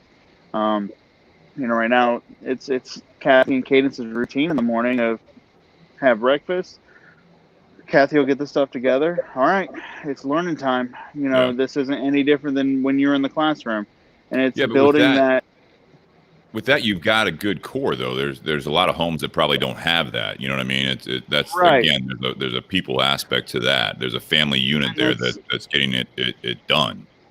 Where I think that's also the gamble with technology as well, and I think that's a different side of it. Is there's always going to be a gamble of some sort with technology, and it's all about the user application of it. Like to Eric's point, you can have someone who may know some about technology, but not the full extent to take and utilize all the full functions to its ability to do the job. But that's where it's up to, the leader or the supervisor or, maybe a peer to help direct you in that manner and help you to learn all of those aspects of that application so you can use that. Yeah. And one of the things, and what you bring up is interesting, because depending on where you are, let's say inner city, there might be families that don't have the internet at all. True. Right, and it's a huge aspect right now too. I work in a grocery store that's inner city. We don't have a lot of the technology pieces that some of these other grocery stores have. We don't have pickup. We don't have, that scan bag and go. We don't have any of that in my store, which thankfully I don't. But on some of these other stores, your Westerville stores, your Polaris, your Upper Ellington, a lot of these other stores will have that. Yeah, and a lot of those areas are more technologically advanced than other areas. But times like this, it allows people to utilize it so they don't have to come into the stores. Instacart's a huge partner with us. Customers will use Instacart where they pick their order and then another person comes in and actually does all the shopping for them. And they don't have to leave, and they deliver the groceries to them. That's another great aspect that's going on in times like today. And I have quite a few people who come in my store doing that, and we can pick them out because they're in the store 2, 3, 4 times a day shopping. Do you guys think for them? Do you guys think, and I mean, that's one of those examples I think that, sometimes people use so much before you really need it, I guess, like people are doing that where you pull up to a grocery store or whatever, you don't really need to talk to anyone. You don't have to walk through the store. You just get it all taken care of. And I mean, it's a grocery store's way to in a sense, compete with the Amazons of the world where you don't have to leave your house. I guess the whole point of this is for me is, and I want to get your guys' input on this, is that going back to it being a tool, like what I fear is that there's enough people out there that would rather not fucking leave their house and not interact with people, that there will be more of a divide. And now you have all these, like with the social media out there, everyone's got an opinion on something and they blast it out there without really looking for interaction. They might be looking for drama, but I mean, it's like with the technology out there, you can do stuff like this, but there's a big part of me that, and maybe I'm already at that point where I consider myself old fashioned, that I like the like Josh Bentley's of the world, that's very good at face to face, but also good at technology, has that balance. There's both sides of it, as opposed to the people that push away technology advancement, and there's the people that just gravitate towards it so much that they would rather talk to a computer as opposed to talk to people. And then there's no critical thinking, there's no conversational skills, there's no interaction, and then all of a sudden, like, every other aspect of life, your family life suffers because you don't even know how to talk to them anymore. You know, we see all that stuff where people want to get outside right now, but as soon as they're able to get back outside, are they just going to go back into their houses? I'll say, Steve, like, you know, coming from this perspective, I think the word and the key word that you used was balance there. Yep. Right? I mean, you know, there is no substitution for face-to-face interaction. There's no substitution for me walking through your door and having that face-to-face contact, right? Doug would definitely agree with me. You know, when you're meeting with a customer, there is no substitute for that. The thankful thing that I am about technology, what I'm thankful for technology about, is it enables us to do things like we're doing right now, in these extreme situations, right, where we have no other option, and it's affording business to go on to a certain aspect. Now, if we continued like this, I think it would be detrimental, right? I don't know how long we could go like this. Business is still going to go on, but it's definitely going to impact,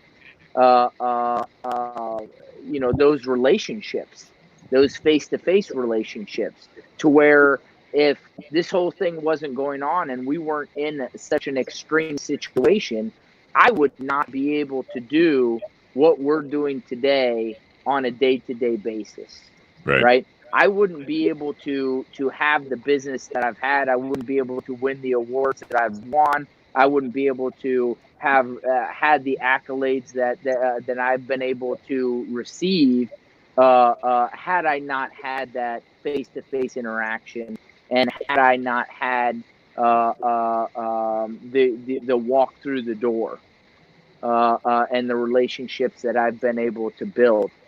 Technology has been an aspect in that, in terms of I've been able to build that relationship and do orders through technology in a different way. But given what we're doing right now, which is that face-to-face interaction, and even what you expanded on before in talking about the cigar community and the camaraderie that we have in enjoying a cigar with other people, I mean, it's super interesting. You're seeing the introduction in this extreme situation of these quote-unquote virtual herfs, which I had a little bit earlier today, believe it or not, with a company out of State College, Pennsylvania, I saw Happy Valley there, Penn State. And we got on, and there were 20, 25 guys in a Zoom call on virtual herf, as well as a whole Facebook Live group of guys that are smoking a cigar together and having some interaction. So technology in that aspect has been able to bring us together, right, in the camaraderie, to where we can still enjoy a cigar together. But it still does not replace that face-to-face interaction. It's not the same. It's not going to replace that at all, Josh. But I think coming out of this, I think it's going to open up more doors for a lot of people, especially the people like myself and yourself who are, probably more extroverted and prefer that face-to-face interaction and Absolutely. get to be around other people. But for those of us, not being able to, get down to, Cincinnati or, Colorado or California or wherever it may be, will allow us to have, a video chat where we can gather together and have a cigar and catch up and, versus just simply sending a text like, how are you doing? It's, hey, what are you doing on this day? It's, you plan something in advance to where you could do something like a virtual herf or, a hangout or something like that. This technology has been around for a little while, and no one, I don't think, has really taken full advantage of it as much as we have now, given the circumstances. And I think coming out of this, it will open up more doors for people to take advantage of that now.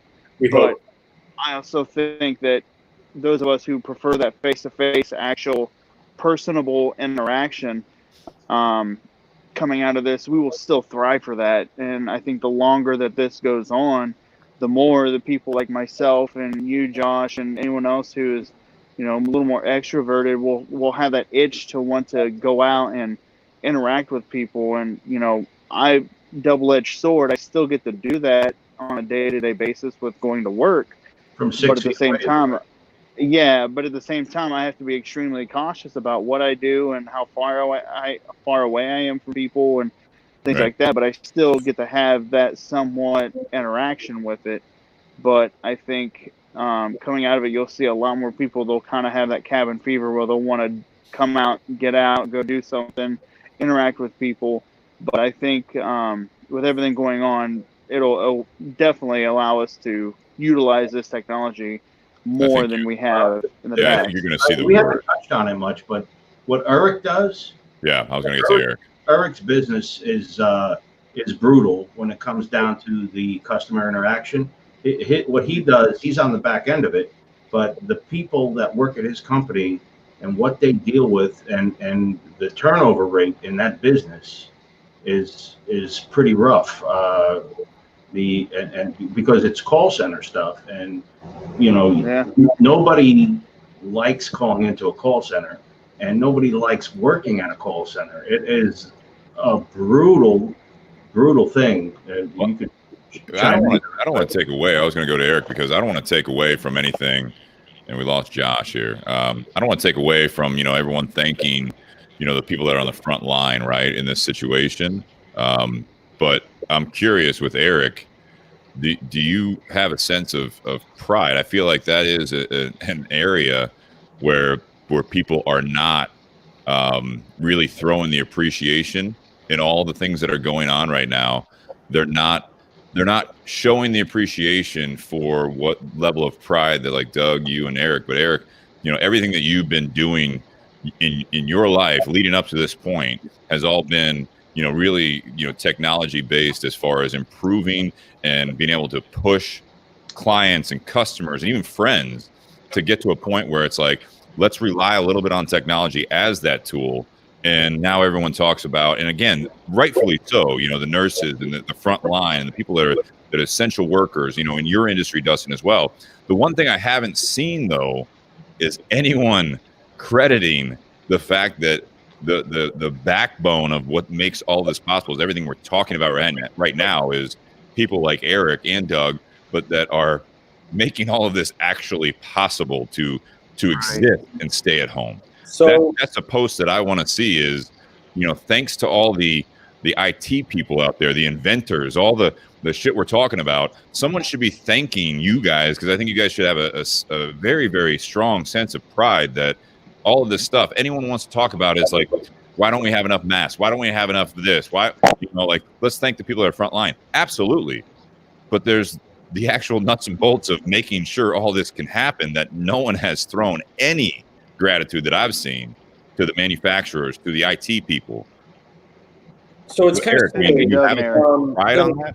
There's a terminology that I've had to live with, and Doug, I'm sure that this is just gonna hit you as a buzzword, but you know it's real.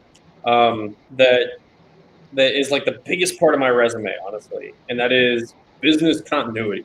And I'm surprised that we don't hear the terminology business continuity more in the last 2 or 3 weeks, because that's what it is. It's the ability to continue doing business despite adversity.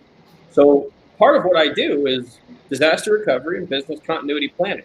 So I don't get asked the question a lot, how did your life change when coronavirus hit? How did your life change when everybody hit this pandemic, went off the shift, this huge shift to make things work? I didn't get hit with that, honestly, because I don't want to stroke my own ego here. I did my job correctly. I did my job. I made sure It's taken for granted. things existed the way they needed to exist well before any of this shit ever happened. I have all of our company's environment on virtual machines spread across a cluster of servers in a data center somewhere. And honestly, you could walk in there with a taser right now and send the whole thing down and just kill all of it. And I would have to go into one server that's in a different place, push a button, and all that shit comes up with a 15-minute loss of time in an entirely another environment. I have 3 redundancies in place that make sure that there's nothing that's going to happen to my systems, my servers, and my environment. So none of this shit ever matters to me. And this is unfortunate. I applied for a job, I interviewed for a job at Chase years ago. And I was very qualified for the job. And what they have in the virtual world is something called commitment. And as you guys know, with the basic technology that you use, you have processors, you have RAM, you have disk space. And Chase was telling me about their virtual environment, and they have something that is referred to as overcommitment. That means that something can grow and expand within a specific set of resources as needed, but they don't have the funding necessary to build the systems that they really want to do. So what they have is overcommitted resources. So, for example, if they have a whole bunch of servers that have a terabyte of RAM, right now they're overcommitted 250%. Right now, God forbid something were to flex up in that direction, they would consume 2.5 terabytes of RAM and the whole thing would crash and fail. That's because they're not being given the leeway necessary to build the business continuity platform that they know is best for what they're trying to do. They have failovers, they have contingencies, but it's not built into place. It's not up and ready right now. I did the other end of that spectrum. I bought 3 times the resources necessary to run our company in each site. So each site can fail, and then fail, and then fail, and then I got to get off my ass, and then I actually have to make some changes and figure out what we're going to do next. But that's not today. That's not tomorrow. That's not next week. Those are project calls. Those are Monday through Friday. All right, guys, let's talk about obtaining hardware and resources and make things happen, because we're not on 2 legs. We're on 6 legs. We're on 6 legs, and we could lose 3 of them. And like, all right, let's start having these conversations, because we want to get back to our comfort zone. We want our padding. But honestly, the only change I made when coronavirus hit and I had to start working from home was I bought a new inverter so I could run more power outlets off of car batteries. I already had 2 of them, so I just wanted a third one in case one was bad. Nothing about my life changed because I built a system and a platform that could sustain an insane amount of hits. You know what we did differently for coronavirus was we took all of our we call them advocates for the call center. We said, all right, guys, come in and sign this piece of paper that says you're financially responsible for the desktop. Now take your monitors, your keyboard, your mice, your desktop, and your headset home, and get on the system that we already built. Get on the thing that we already built, because it's already there and it's already underutilized. Because people like me come in and I do my job, and my job consists of blasting that technology and using it way more than anybody else ever needs to in strenuous, unique, migration-specific capacities. So we build that skyrocket in place so that we can do the extreme things I have to do every once in a while. But we have to build the platform in order for me to be able to do that sometimes. That platform is now in place, so these people can just rip on it, and we're not even being taxed. I think we saw an uptick in like processor performance from like 9% to like 12%. We're not even be allowed that. So I think that's what you're talking about. Eric You have to be does- allowed that, and I think that's with the IT people. You know, when you guys are looking at the disaster plans, like you're talking about, Eric, it's just like anything else. A lot of times, when you said, Doug, that the IT people are taken for granted, I think that's the whole thing. Is that you come in trying to get more ability to make sure that you have these fail safes behind it, so that if we ever get to that point, but the people that are doing their jobs or they're in charge of the budgets, they're like, everything's fine right now. Why would we spend the money to do all the things you're talking about? Exactly. Why do I need a computer that you can have all these specs on it? And you're like, well, just because if you need it, it's going to be there. And I assume the most common response for a lot of people in your guys' position is, we're fine right now and we don't have the budget for it. And then they're also the people that when shit like this happens, it's the same thing that's happening with the unemployment office, is that people that are like, hey, we're going to go ahead and just give unemployment to 200,000 people this week, because last week we're built for 6,000, but we should be able to handle it. And then everything takes a shit. There's a sort of an axiom in my arena of things. There's never enough money to do things right the first time. There's always enough money to fix it when it fucking goes to hell. Which is where we're at. And Exactly.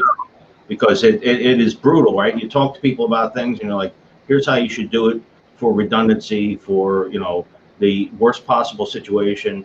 Here's how you should think about it.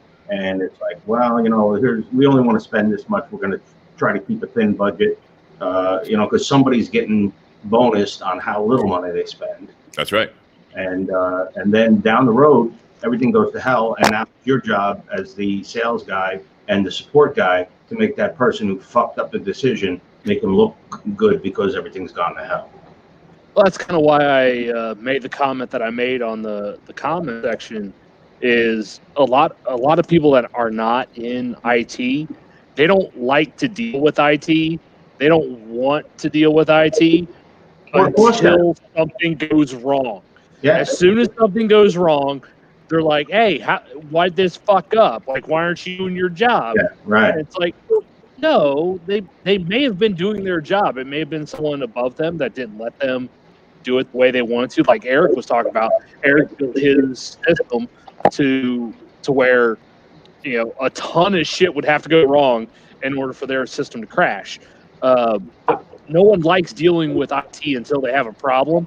And most people's first reaction is not, hey, I have this problem, can you help me out? It's, hey, I have this problem, why haven't you been doing your fucking job? Mm-hmm. I was actually blown up on by one of our senior leadership because he couldn't,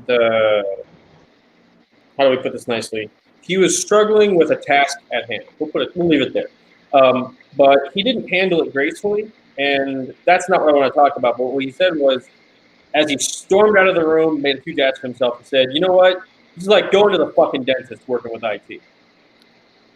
Well, there is that, what was it, a Saturday Night Live skit or whatever. Right? It was, it's like, oh, did you do this? And move. Remember that one?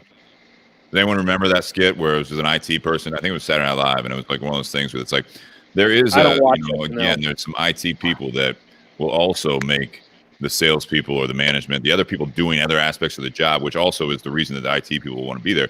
That's what I was saying. There's a thankless job a lot of the times trying to do that, but there are other cogs in there and people that you're working with that, you need to have the actual business to need, the IT people.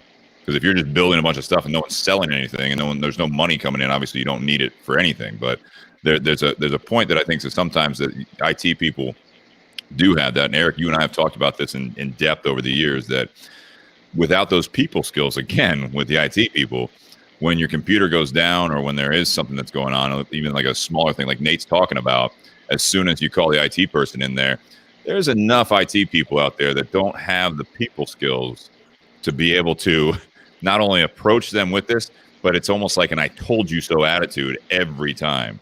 It's like IT people know shit that a lot of people that use the technology on a day-to-day basis to do their job, they don't understand how it works, and they don't need to know how it works. That's why we pay you to do this. But there is a little bit of, I think there's people looking down their noses on both sides of that equation. And I think there's a bit of a humility there for a lot of people.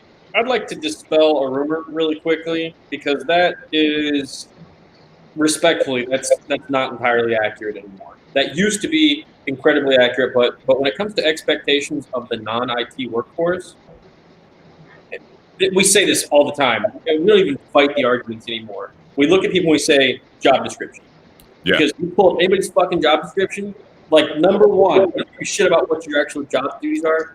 Do you understand Word? Do you understand Excel? Do you understand, like, basic technology to function inside it? Because most of our problems aren't, hey, the advanced system that you wrote us isn't working and I saw this issue. No, it's, hey, my printer won't work, or how do I save this file? It's dumb shit like that. It's part of your damn job description that you absolutely fucking lied about when you got the job that you got. That's what it is. Some manager somewhere looked past your lacking skill set because you had something that the other team members didn't have.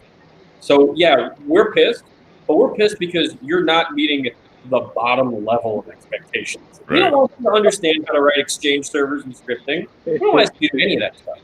But when you bother us with, hey, this thing that I've asked you about 16 times keeps doing this, well, did you read the last 6 emails that I wrote you that told you exactly how to solve this problem with really nice, pretty screenshots, little arrows pointing to where you need to go? Yeah. No, you fucking didn't.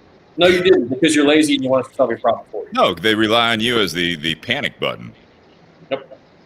And then how do we handle it with grace? How do we handle it with compassion? How do we do what's best for the business? How do we swallow our pride and look objectively at the problem, solve the problem day in and day out without growing resentful? I have the ability to do that. Doug has the ability to do that. We don't let it roll up with us. We don't take it home with us. We don't care.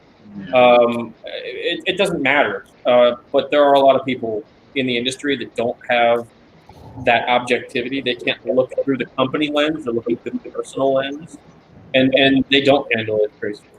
No, I think that's on both sides. That's what I was saying, is that both sides of the equation there, they look down on the nose of the other person until you actually need someone, to Nate's point, and then it's going back to that human interaction.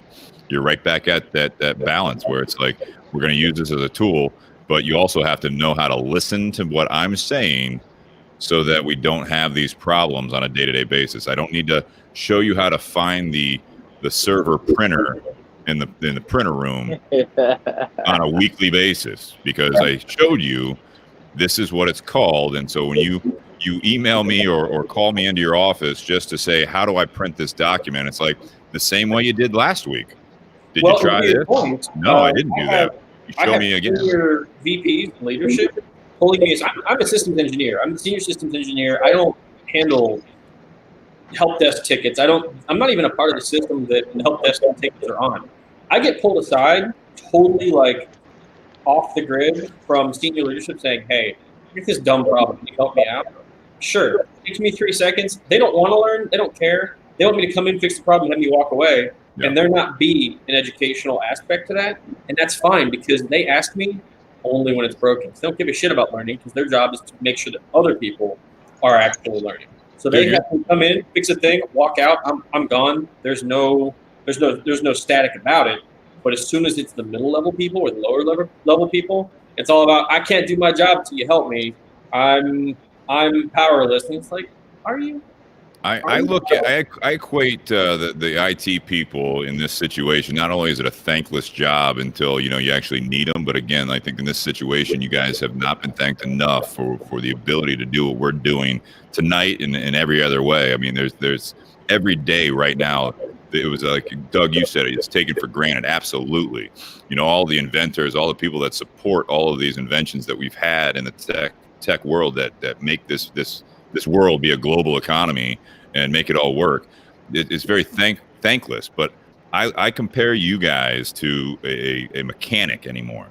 It's like, as soon as you can't start your car and drive somewhere, no one knows how to fix their car anymore. So all you want to do, and then you have the mechanic saying, hey, by the way, you're at 50,000 miles. I need to do this preventative maintenance, and we need to flush this, and we need to change this and all that stuff. And they're like, well, how much is it going to cost? They're like, it's going to be $1,500. You know what? I'm going to hold off. And then in about another 10,000 miles, you drive back in, or you get it towed back to the shop, and they're like, I don't understand why it's working or not working.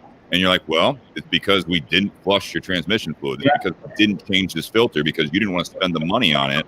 And now, by the way, it's going to be $3,000 to fix what we didn't stay on top of.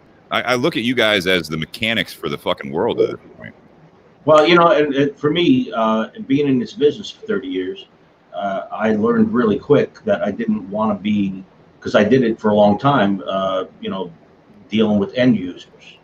And end users are, you got to do it. That's you get your experience and your path to the next thing by dealing with end users. That's your first step.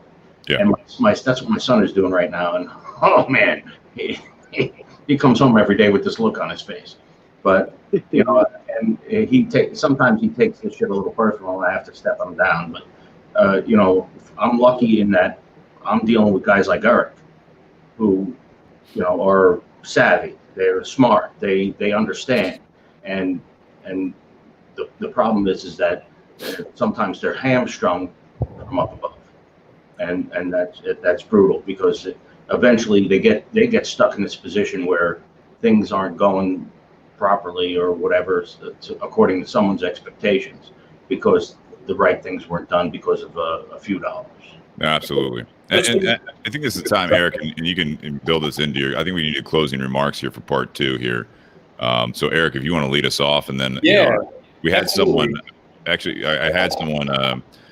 Josh knows him. Cindy is actually asking for the special stay-at-home special. So I'll go over that as we round out here when I do my closing remarks with the sponsorships. But the special this week. But Eric, closing remarks. Respond to that and kind of lead us out. Sure. With closing remarks. So, Steve, you hit the nail on the head, and that's the biggest thing you can say. You said that you were comparing us to like the mechanics of today's era. It used to be called STEM, science, technology, engineering, and mathematics. You would think that I would fall under technology, but I don't. We start calling ourselves engineers. We're not writing code. We're not software. We're engineers. We're building tools, and we're maintaining tools and systems to ensure that large core concepts and functionalities have interoperability and functionality. So to call us an engineer is now actually correct. People used to think of engineers. They used to think about like engineers on a train that were running a locomotive or building bridges.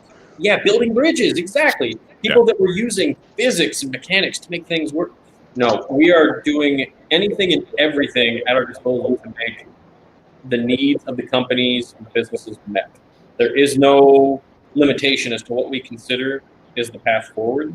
And I think that engineering open-mindedness is the reason that we have. Now, I don't want to say that we are having a sweeping success in society right now, because clearly things are a little stressful.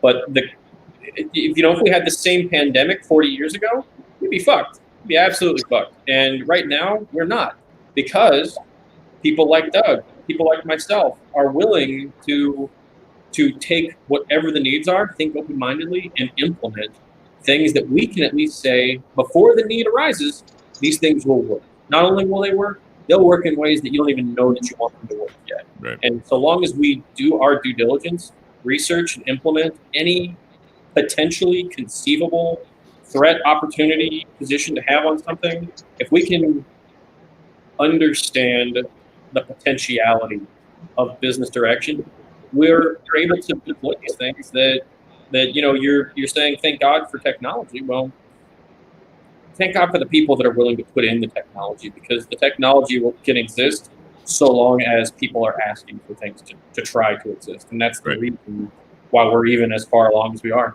Is not because of technologists like Doug and I, but because of people out there voicing needs and concerns and us answering.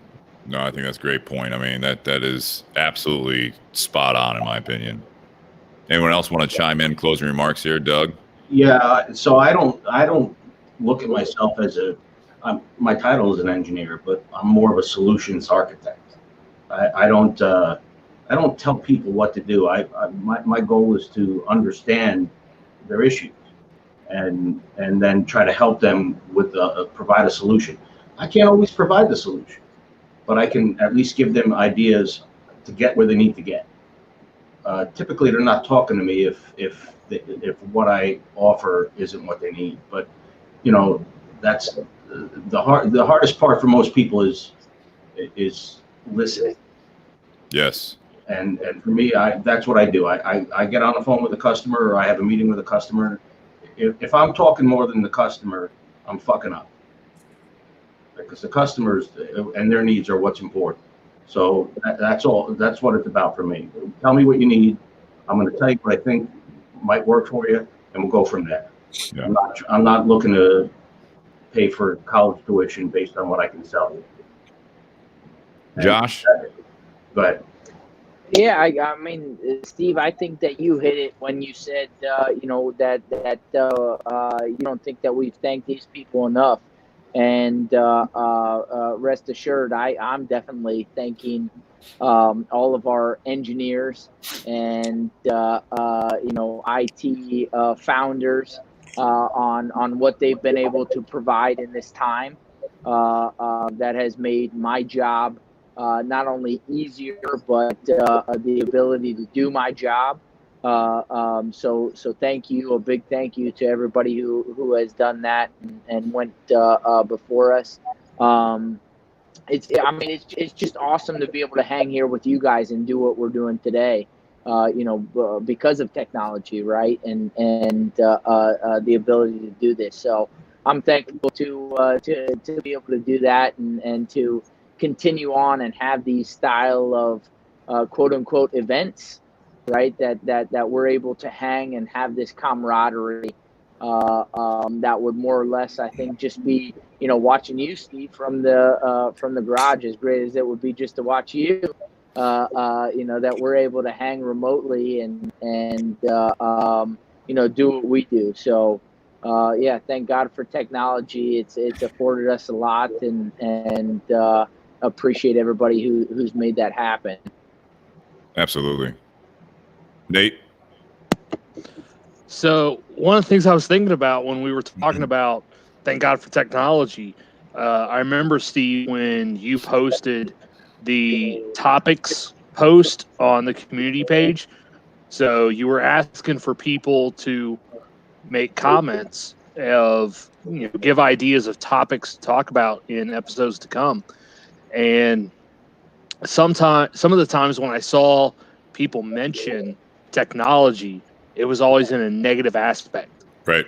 And they were talking about, how we rely too much on technology, or how it's not good for kids to be exposed to too much technology, or, social media and stuff like that.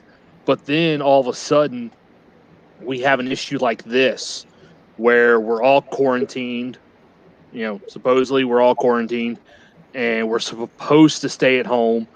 Those of us that are able to work from home, we're supposed to work from home instead of going into the office. Before, people were looking at technology in such a, they were looking down on technology.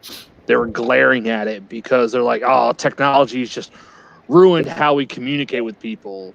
And it's ruining how we interact with one another. And then all of a sudden something like this happens, and it's the only fucking way we can interact with people. That's right. It's the only social interaction we have. So it kind of goes back to the comment I made earlier. Everyone wants to dog on technology until something goes wrong. No one wants to talk to the IT people until something's not working. So thankfully, we have systems in place. We have programs like the one that we're using to be able to do this podcast in place to continue doing what we do in our normal lives. And had it not been for the individual, and not just corporate, the individual that had an idea to make something better, because it wasn't just some corporate board that had an idea of a way to improve something. It just about everything with IT and technology started with one individual. One person had an idea. You know what? I think I can make this better. I think I can improve on this. I think if I make this, it'll improve people's lives. And some of the stuff when it first rolled out, people were like, no, what is this? We don't need this. Why are you doing this? It's taken away from things. Until all of a sudden something like this happens, and we're like, you know what? That person over there, that person like Doug or that person like Eric, damn. You know what? They were a little bit ahead of the curve. It was a great idea because now we're still able to function with some sort of normality in our lives. I think that's great. I think it's a good point. And I have a couple of big takeaways from this conversation. And everyone had some great points. I go back to the balance of it, but with Doug, you brought up way earlier. You were talking about the music technology, right? And you talk about the fact that a lot of these things that we have in place is because there was a need at some point, or someone saw a need, and Nate, you were hitting that point as well. But as soon as there's a need, you have people that are trying to figure it out. And a lot of times, again, it's a thankless job because as soon as you figure it out, it's just like what Eric was talking about. As soon as it's supposed to work and it doesn't, everyone's just pissed off. If when Napster was around and everyone was downloading songs illegally, and if that shit didn't work and you were trying to play music in your dorm room, or you had a party going on, and you're like, I got this great playlist that I put together and it doesn't work, and you're like, what the hell, man? Like, why isn't this working? Because they don't always work as they were intended to, but there's a way to fix it. I take that point to what Eric, you were saying, the fact that you guys are engineers at this point. Thank God for technology. You hit it again on the head where you said, it's the people that did it. You talk about the other types of engineers that people can see, like building a bridge. If you want to get from point A to point B, and you're like, it'd be great if we could just walk across it, or if we could drive across this, and then all of a sudden that bridge is built and it's a super complex thing to last years and years. But then when you have to renovate it, 20, 50 years later, and no one wants to pay to fix this bridge, it's like, do you want to get across it? Yeah. Because we're going to have to do it. But as soon as it's actually built, and I think that, a lot of times people say, like IT people, like the engineer side of it, you don't actually see the work. Look at your screen right now. Listen, if you're listening on a podcast right now on your fucking iPhone and you want to listen to something or you want to watch something, that's the bridge. That is the actual thing. This is the physical, tangible thing that you're actually looking at, that it's not something that you're actually going across, but you're utilizing. And I think that's where the engineer side of it comes into it, is that, again, if you wanted to have this bridge out there that no one really thought much of it, but now all of a sudden on the other side of it, there's shopping malls, there's restaurants, and you're like, you know what, I want to really go to that restaurant. If that bridge wasn't there, that restaurant wouldn't exist. And I think that it's something that when we get into these situations that we're in right now, that is not unheard of, because history will show you that we've been in these types of situations before, but it's the groundwork that you engineers, that the IT people, the technology that we have, that we take for granted every day. That's where I look at thank God for technology. I think this is something that again, it is such a thankless job until you actually need it. And I think that's the lesson that we want to take out of this. And Doug, you can go ahead in just 1 second here before I get sponsors. But I think this is something that, taking things for granted, it's every type of engineering, skyscrapers when they went up. It's something that you want to have an office on the 46th floor in an area that you shouldn't have a 46th floor in, because it's all in this condensed area and you should only have so many people. Someone was like, you know what if we build up? We build on top of something. And they're like, well, that'll never work. And then all of a sudden it's like you drive through a downtown area of any city and you look around in the buildings and all you're thinking is, well, that's kind of pretty. It's like so much thought went into that. Same thing with what we're doing now, like an iPhone or smartphones we walk around in. Even the generations that didn't have it growing up, they still take it for granted. And when it doesn't work, you walk into your AT&T store, you walk into the Apple store, and you're like, so I can't get text messages. Like, this needs, I paid a lot of money for this. This should work. Why is it not working? And they're pissed off about it. And it's like, it's not free. Like, this was created. Like, you're taking shit for granted all day long, every day. And I think that's the same thing with the social interaction coming out of this, that yes, thank God for technology. I hope after you're allowed to get out and about and you're able to go to bars and restaurants and go to stores and do all that stuff, that you're still doing a video chat with your mom that's in, states away, that you've talked to your family probably more in the last 2 weeks than you have in the last probably 2 years.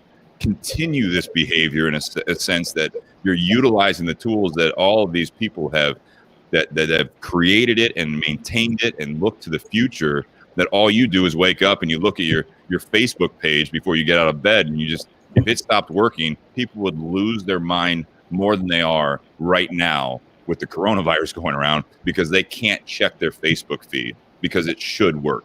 Oh, and I can't get my Facebook updates. There's a term in IT, and Eric knows this term. It's called disruptive technologies, right? And the 8-track tape was a disruptive technology.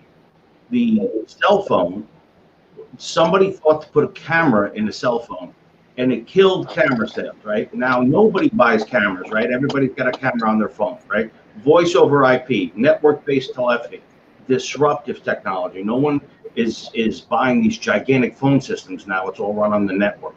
Yeah. All of this stuff just equates to a move forward. But these technologies are disruptive because they displace previous technologies. Well, I used to laugh at DoorDash. Finish. Oh, so Art was talking about his virtual servers. Virtual machines are disruptive technology. I used to have 17 bare metal servers. I had a $480 electric bill when I worked for Cisco because I was running all this stuff on all the individual servers. Then I got one server, and I was able to run 17 different boxes on this one server, as opposed to 17 separate pieces of equipment that were all running 600-watt power supplies that were eating up my electric bill. It's incredible what you can do, but whenever something comes in place that disrupts, right, and that's this gigantic thing, it's a leap, it's going to affect some other people. I mean, that's just the way it works. Well, we had a podcast subject called Adapt or Die, and I think that's a big part of it. There's a lot of businesses that will die because they think that it's the best thing. It's the best thing that you can do, and then someone comes up with something better that's more efficient, that builds off of that, like you were talking about, Doug, earlier with the music. And then if they don't look into that technology, now all of a sudden they just had to file bankruptcy because no one's getting paid long distance bills anymore. Yeah. And we take that for granted. Shit, I used to work for Kodak. And I can talk to everyone, across the world on my laptop. But in the past, you had to pay whatever, like 25 cents a minute to talk to them.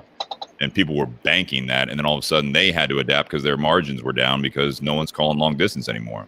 Nate, what do you want to say? And we're going to close it out. Yeah, go ahead, Nate. I used to laugh when stuff like DoorDash first came about. I'm like, how lazy do you have to be to not, go to your restaurant and pick up food or eat food there? And then stuff like this happens. Now, do we have, my wife and I, we don't necessarily have to use DoorDash. We have food at home. We can cook food. But there have been a few times during the last couple of weeks where we've used DoorDash, not because we necessarily need to, but because we want to, in order to help local businesses stay alive during something like this. Like today, we ordered Mexican food from a local Mexican restaurant. We didn't. It's not a chain restaurant. It's one restaurant here in Hilliard. We've ordered food from them a couple of times, not because we need to order food from them, but because that's the only way that they're able to stay in business right now. And we want to help them out. The Tinderbox right now, Tinderbox is not able to have its doors open to customers come in and buy cigars and hang out and smoke cigars for 6 hours during the day. But they're able to more than 6, but yeah, they're able. Well, it depends on the customer. But they're able to stay afloat because we have things like shipping. We can go to a post office and send a package, and it's able to get to a person in 2, 3, 4 days instead of using the fucking Pony Express where it takes 2 weeks to get there.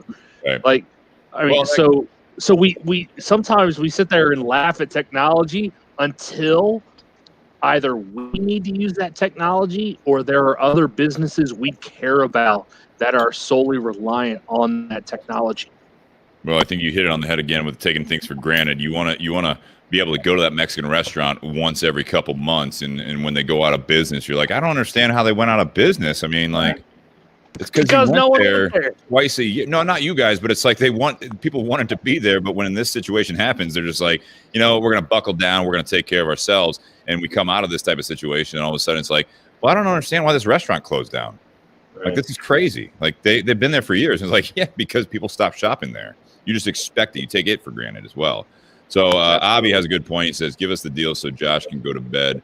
I want to say one more time. So this is the deal right now for at least the next week. We might push it a little further, but you got 20% off. This is the best deal that we've been able to actually push forward through the Tinderbox at Easton and Altadis USA, two of our sponsors that are working together. You got the Upman Espanol, the Herman's Batch from Upman, the Monte Cristo White, the Monte Cristo Nicaragua, and the cigar that we featured tonight, the Aging Room Nicaragua, which is the reigning champ on Aficionado's top 25. So that's a regular retail of $60. It's going to be $45, and you can call in. We can ship it to you. Call in Tinderbox at Easton, or you can message them at eastontinderbox@gmail.com, and we've been shipping every day, so that's something that you guys can take advantage of. I want to thank our sponsors, Tinderbox at Easton again, Altadis USA, and also BS Cigar Company, where we have both the gold and the silver available, and they are happy to also ship those to you, which we've been shipping a lot of those in the last week and a half, which is fantastic. Guys, I want to thank you guys for being a part of this. It's a longer one, but what I've learned also is that these remote herfs, because no one's got anything to do anymore, they've been lasting longer and longer. So hopefully anyone listening to this podcast, either on the video live or after the fact, or if you're listening to the audio once I post it in the next couple of days, you guys are taking the time to take Doug's advice to Eric, and that is to slow down and sit down, have a drink, and also light your cigar up and take it easy, because you're not going anywhere right now. Take that as a lesson out of this whole thing too, is that take time to slow down a little bit if you can. So guys, I appreciate it. And everyone listening, the Patreon page is still active, patreon.com/BourbonandBS podcast. If you want to contribute to this, to keep this thing going, I appreciate all the support. I appreciate all you guys, all the listeners, everyone out there. Guys, cheers. Happy Whiskey Wednesday. Josh, get some rest. Cheers. Thanks, everyone man. else, get some rest. Happy Whiskey Wednesday. Cheers, guys. Yep. Bye, Cheers, guys. guys. See ya. Appreciate it.